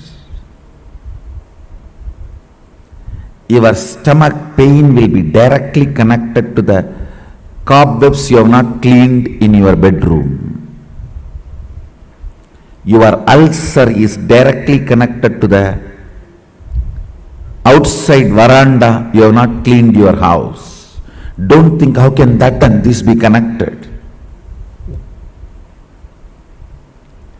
Only if you have ulcer, stomach problems, your eyes will not even be aware of the dirt around you.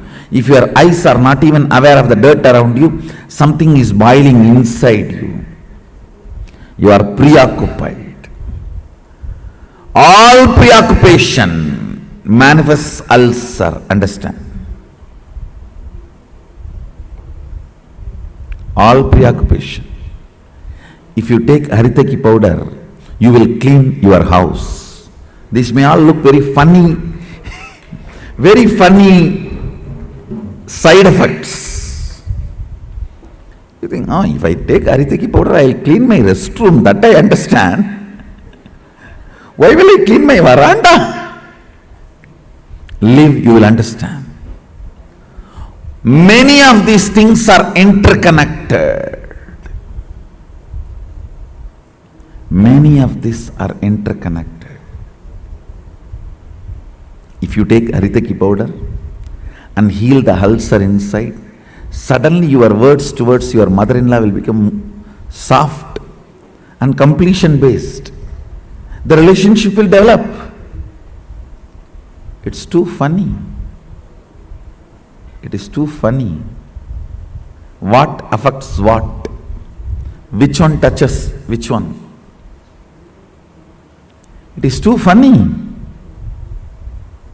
Let me give you the precise solution. State is achieved by unclutching, completion, all the methodologies of putting you in Nirvikalpa Samadhi as and now.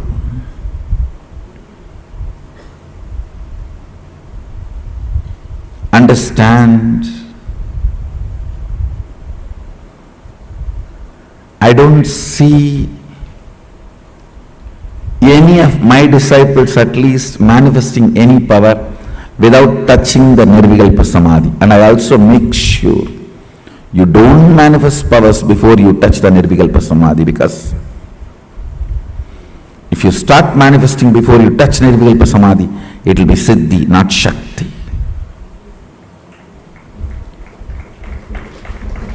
Nirvikalpa Samadhi is too important. Nirvikalpa Samadhi is too important.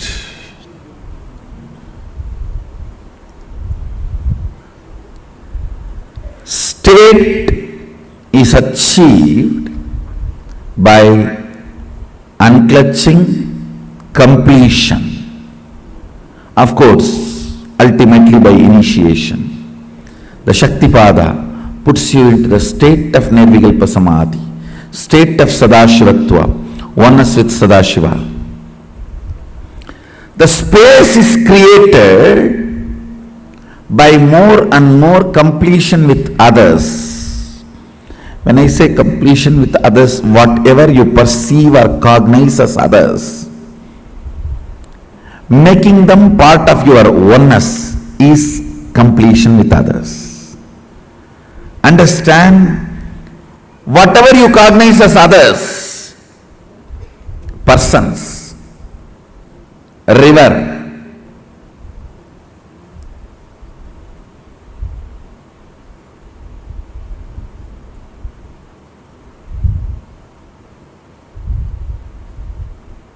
hill,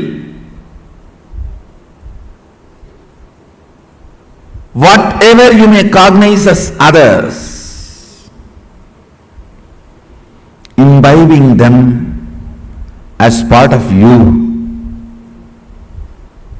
getting them as part of you,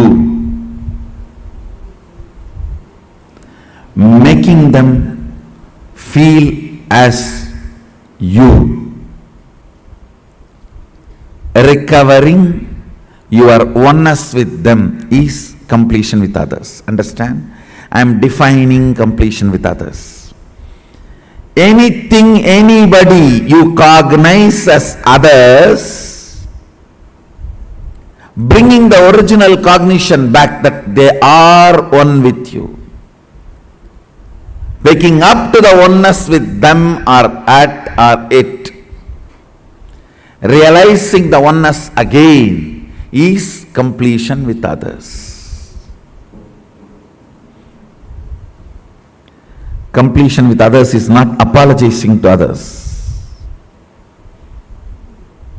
Understanding others. Others are as complicated as you. Understanding others are as complicated as you. brings completion with others. You are not a bad person, you are a complicated person. All your dimensions are very strong. What others consider as good part of you, what others consider as bad part of you, all are very strong. I tell you, just like you are complicated, everyone is complicated. Understanding everyone is complicated brings completion with others, and you start feeling oneness with them. You start feeling oneness with them. Identifying yourself with others, putting yourself not in their shoes but in their crown. Why should always that word, putting yourself in their shoes? No. We Hindus, we put ourselves in their crown.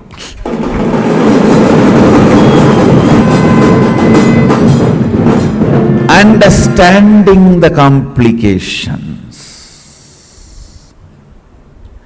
and realizing the oneness is completion with others. Taking responsibility and enriching. Understand completion with others, taking responsibility for others and yourself, and enriching yourself and others. This is what is creating space. Put more and more energy in that.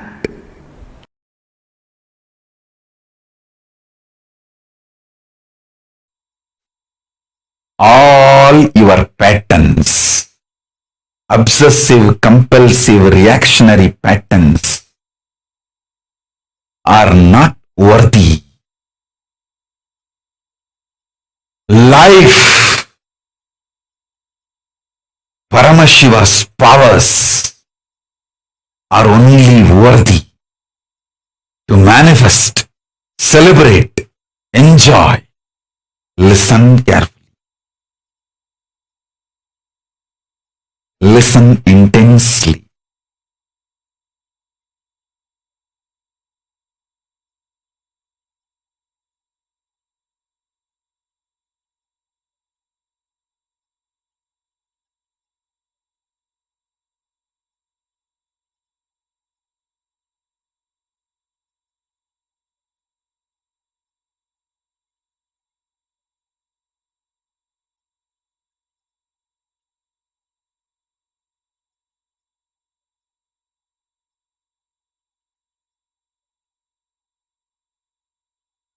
Unable to build collective integrity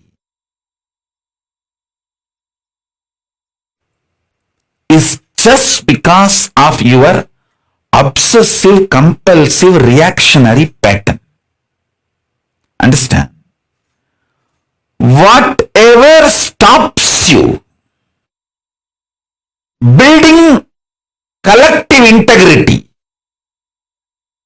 is your obsessive, compulsive, reactionary pattern.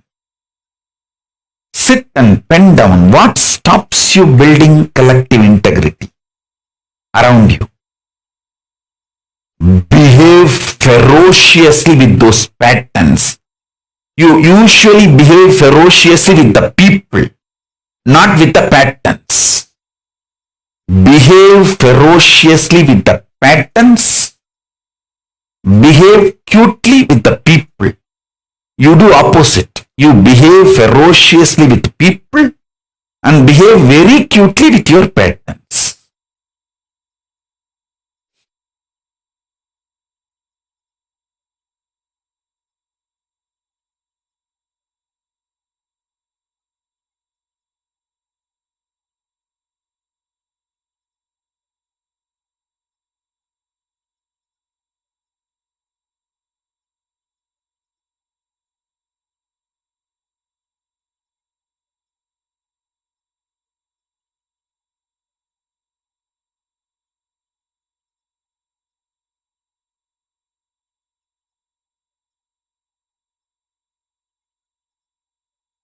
every time you behave ferociously with your patterns and break, you manifest at least one power of Paramashiva.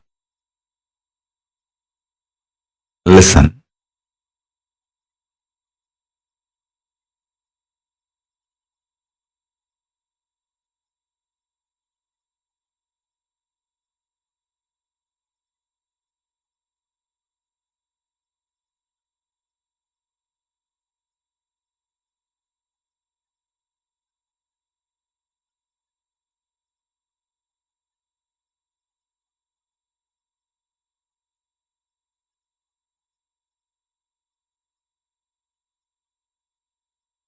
To behave ferociously with your pattern,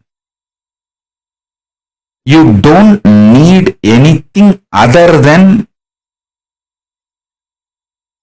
feeling connection or trust on me,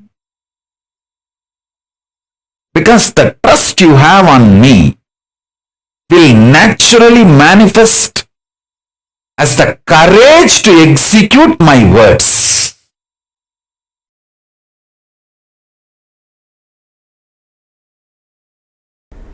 Intense activism, involvement, and deciding to make it happen. Nothing else is useful. Nothing else is required. The stamina, energy in the guts to make it happen. Will, persistence.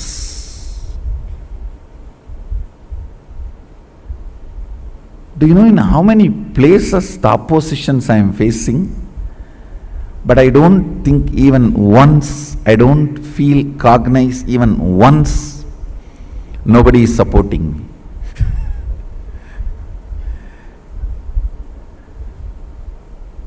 I am very clear because I have taken the responsibility. Sadashiva himself is supporting me.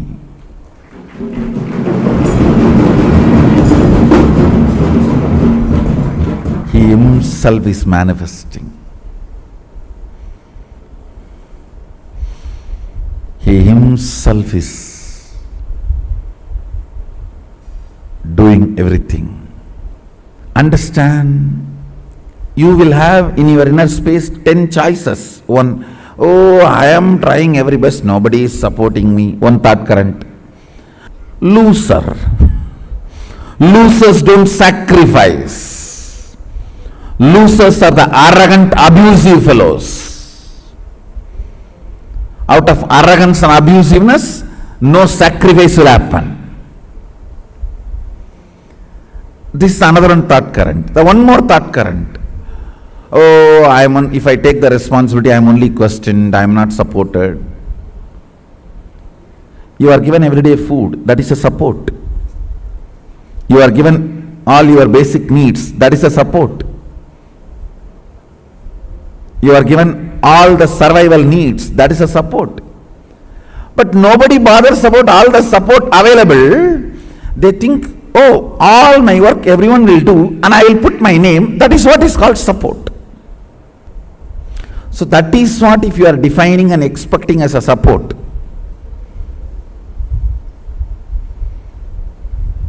You will have Buddha Ganas taking care of you.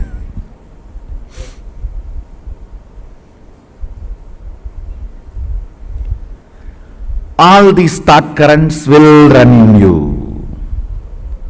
It is you who need to decide to which thought current you are going to give life. To which thought current you are going to give life. You are an adult, decide to which thought current you are going to give life. Your life is going to be like that, that's all.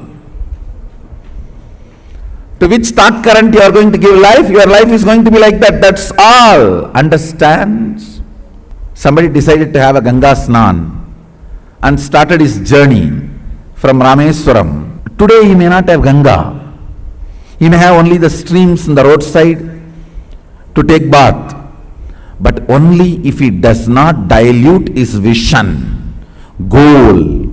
At least after 1 year, he will reach Ganga and have Ganga Snana. Today you may not be as you really expect you to be or as I really want you to be. You may not be. But only if you keep my vision for you alive and moving towards it, at least in next 1 or 2 years, you will be settled and radiating, manifesting that vision. Understand?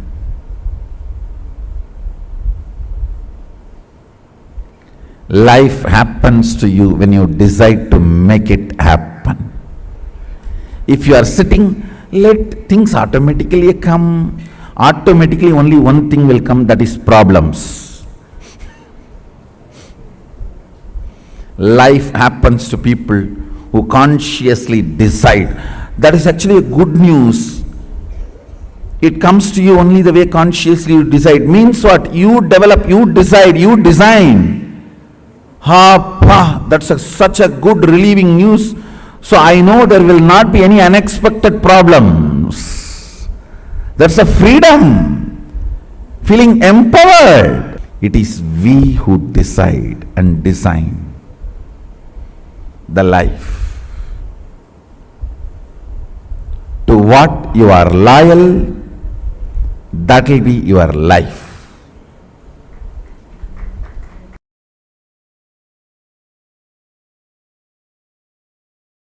Dhyana means Tailadhara Patra.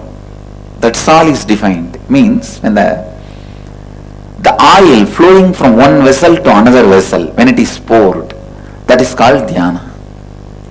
Same way, Ganga moving from one ghat to another ghat,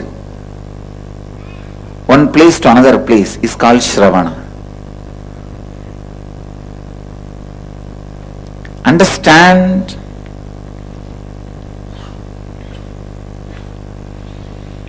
Shravana, listening, is one of the most powerful process to achieve completion. Most powerful process to achieve completion. When no one stands by you, completion can stand by you. When no one listens to you, listening will listen to you. Develop this habit of listening. You having the habit of listening itself will be such powerful friend to yourself. Please understand. You can develop a best friend for yourself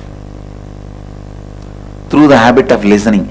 Your habit of listening can be an amazing friend for you in all your difficult times.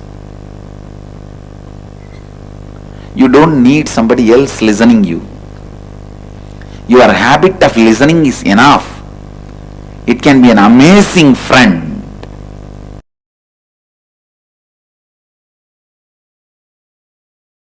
For that 6 days, all of you who want to do Kandasashti Vrata, gather in one place. Cook together. Have only one meal during the sunset. Whole day don't eat anything. Do Kandasashti Parayanam 36 times. Sit as a group from morning till evening. That 6 days take off. Whoever wants to do Kandasashti Vratam, all of you gather in one place. Stay in one place. Rent a place and stay in one place. From morning till evening, do 36 times Kandasashti Vrata. Means Kandasashti Parayanam, Kandasashti Kavacham chanting. And evening, before the sunset, have only one meal. All of you cook together, work together, cook, offer it to Subramanya, and eat before going to bed. Late night, do Rudrabhishekam. Listen, in Hindu tradition, in Agamas, Doing Rudrabhishekam to Subramanya is tradition. Night is the time the third eye of the Paramashiva opened up for the Subramanya to manifest. So night time do Rudrabhishekam. After the sunset, do the Rudrabhishekam to Subramanya.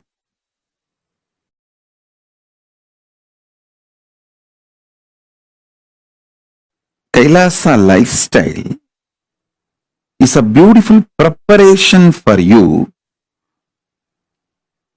to live comfortably in the higher planes, vertical time zones. When you go there, you won't feel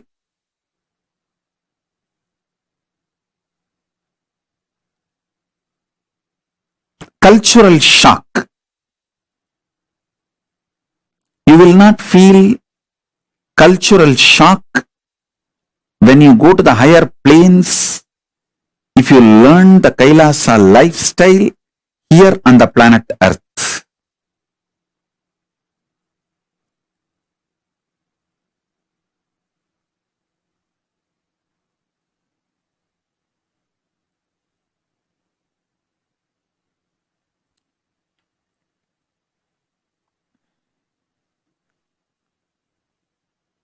We just need some of the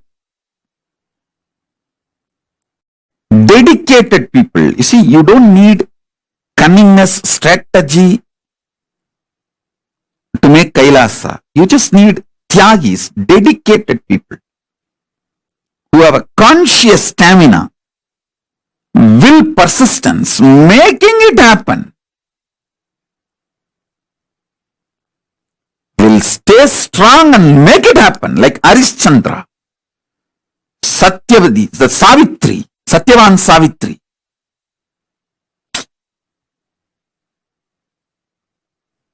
Whatever. Will, persistence. Nachiketa. Will, persistence.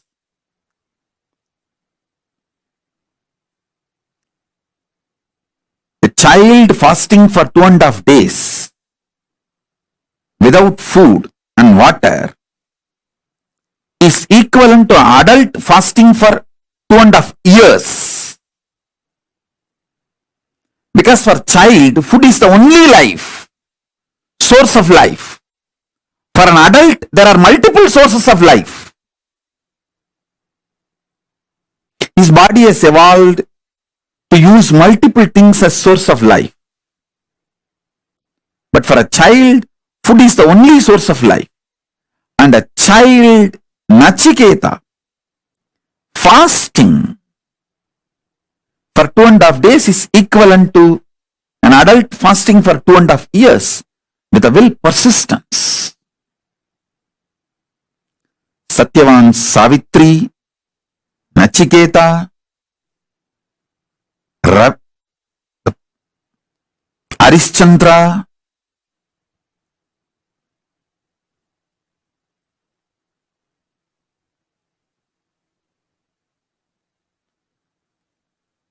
what a will, persistence.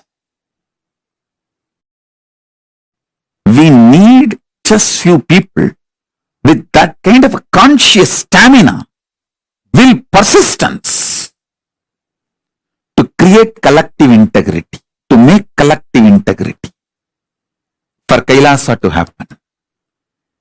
They become the foundation of Kailasa's evolution. Not any efficient, cunning, strategic, no. It is dedicated, Tyagis,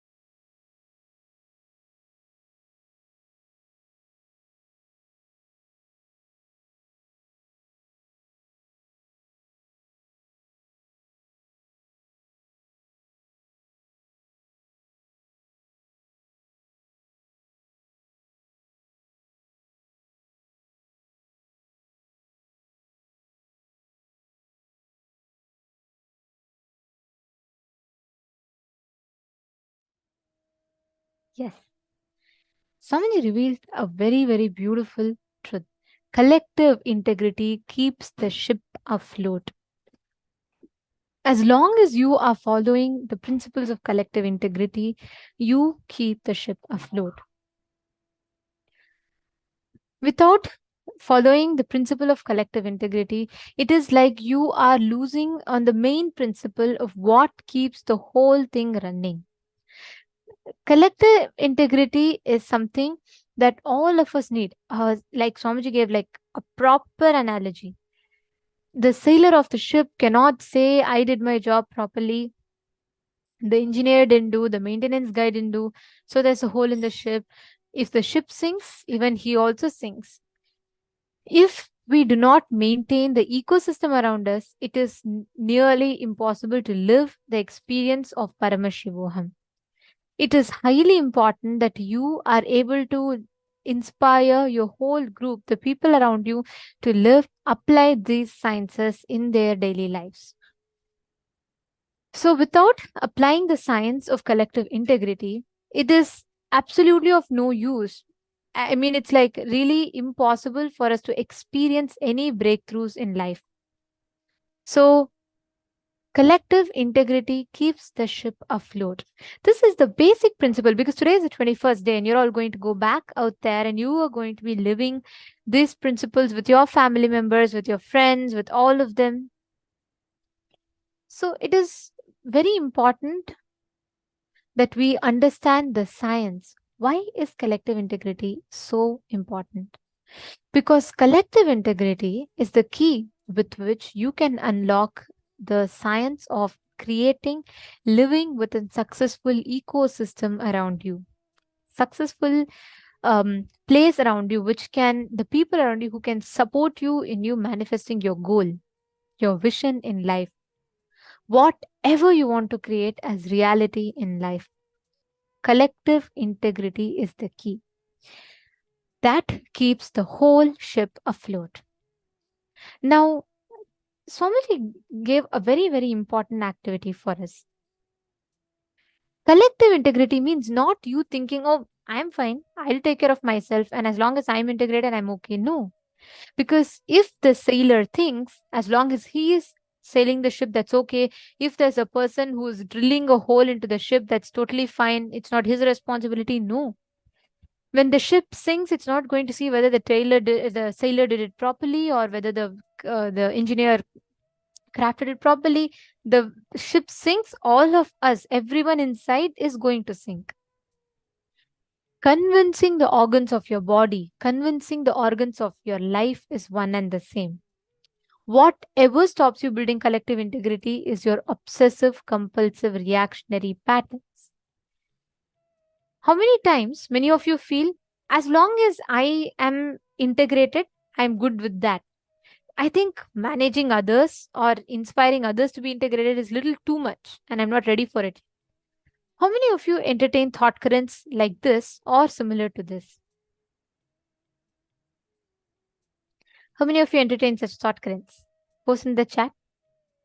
And how many of you are identifying that these thought currents are what misaligns you from the collective integrity, the space of collective integrity? Please post that in the chat.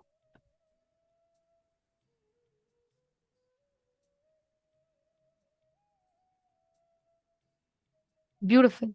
Understand whatever is the thought current. Sometimes you may feel like it's fine. I don't want others to, feel bad about me when I remind them, or I don't want to get into people's bad books, or I don't want to take responsibility for others. I don't think I can handle it. All these are the thought currents that stops us. Look back into you, see what in you stops you from taking responsibility for collective integrity in life. Take a few minutes. I request every one of you to look in and pen down what stops you from standing up and aligning to collective integrity in life. Please pen down.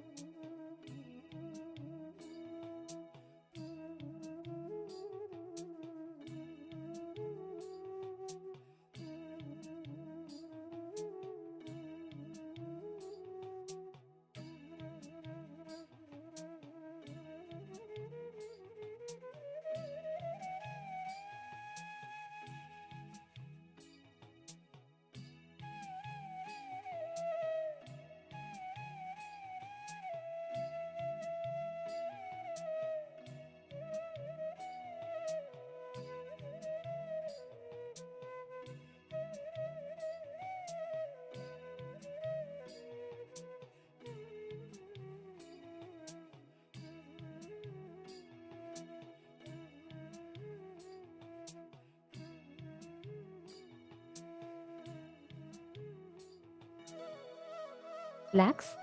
Now, as all of us are writing this down, let us actually apply this principle of collective integrity to enter into the power manifestation. See, it is not just manifesting what you are, it's also manifesting not just with yourself. You can never manifest power just by yourself, right? It's an ecosystem around you. Why don't you all do this? Connect to the people, any one of your friends, family members, and manifest this power of scanning or reading their mind, connecting with them, manifesting this power of being able to read their mind and identify what exactly is the thing that they are thinking in their mind.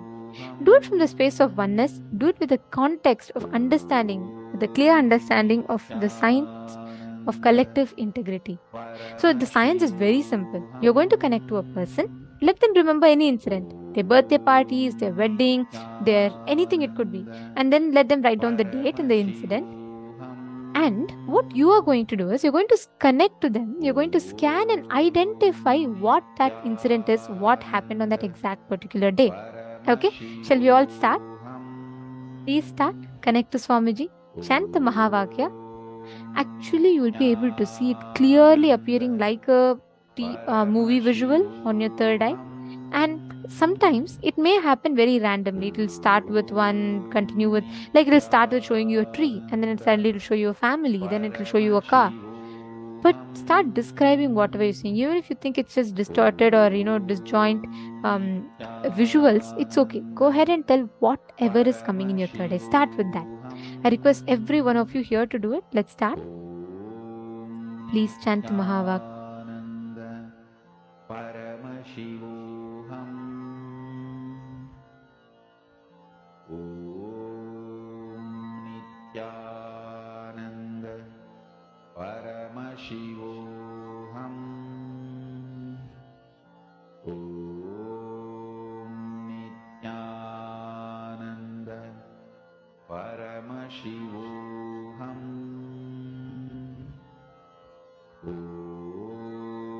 Nithyananda Paramashivoham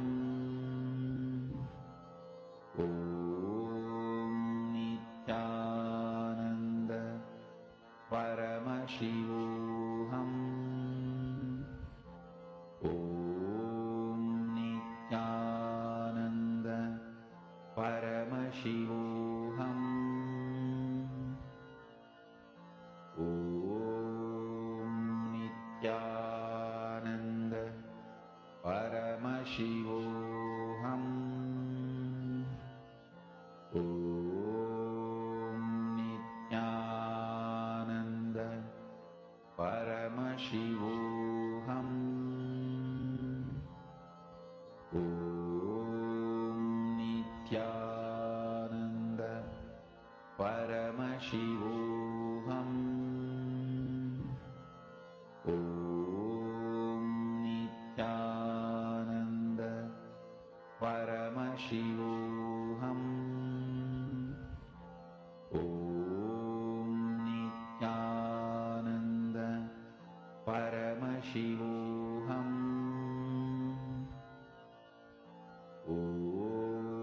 Om Nithyananda Paramashivoham Om Nithyananda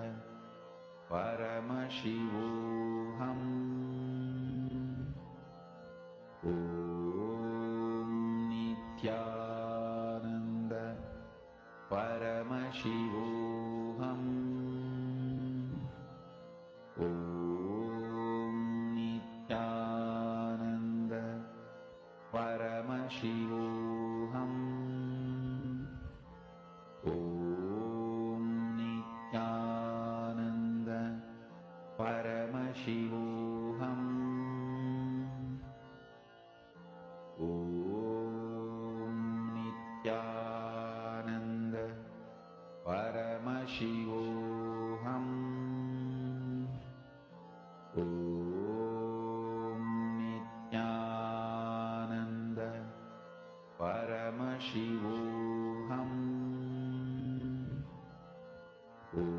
Om Nithyananda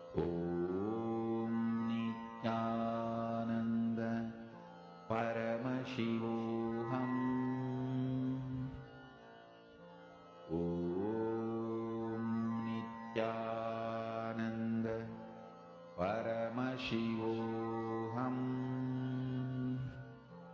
Om Nithyananda Paramashivoham. Mahā spiritual lullaby for samadhi, and Suprabhatam, wake up call, wake up song for Paramashiva. This Mahā is spiritual lullaby for you to fall into samadhi. Suprabhatam, wake up song for Paramashiva to wake up in you. Just remember this one powerful cognition. This Mahā puts me in samadhi. This is spiritual lullaby for samadhi. And Suprabhatam, wake up song for Paramashiva in me. For Paramashiva to manifest. With this one spiritual powerful cognition, chant this Mahā.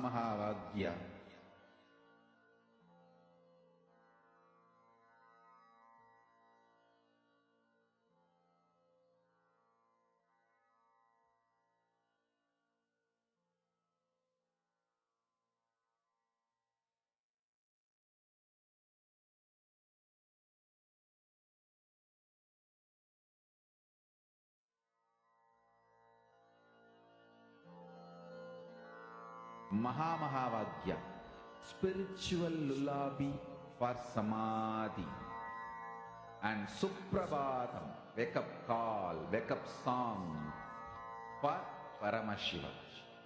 For Paramashiva to manifest.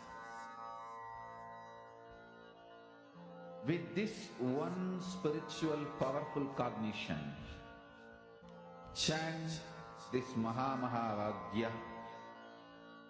Om Nithyananda Paramashivoham.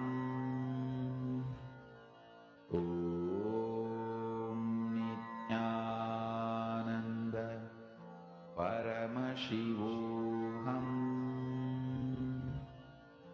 Om Nithyananda Paramashivoham. Om Nithyananda Paramashivoham. Om Nithyananda Paramashivoham. Om Nithyananda Paramashivoham.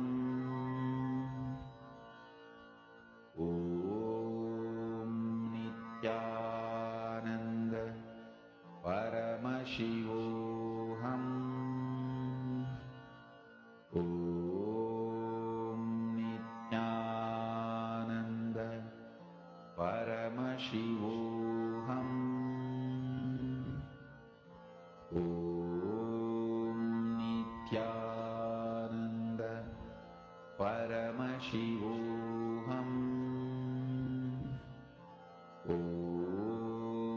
Nithyananda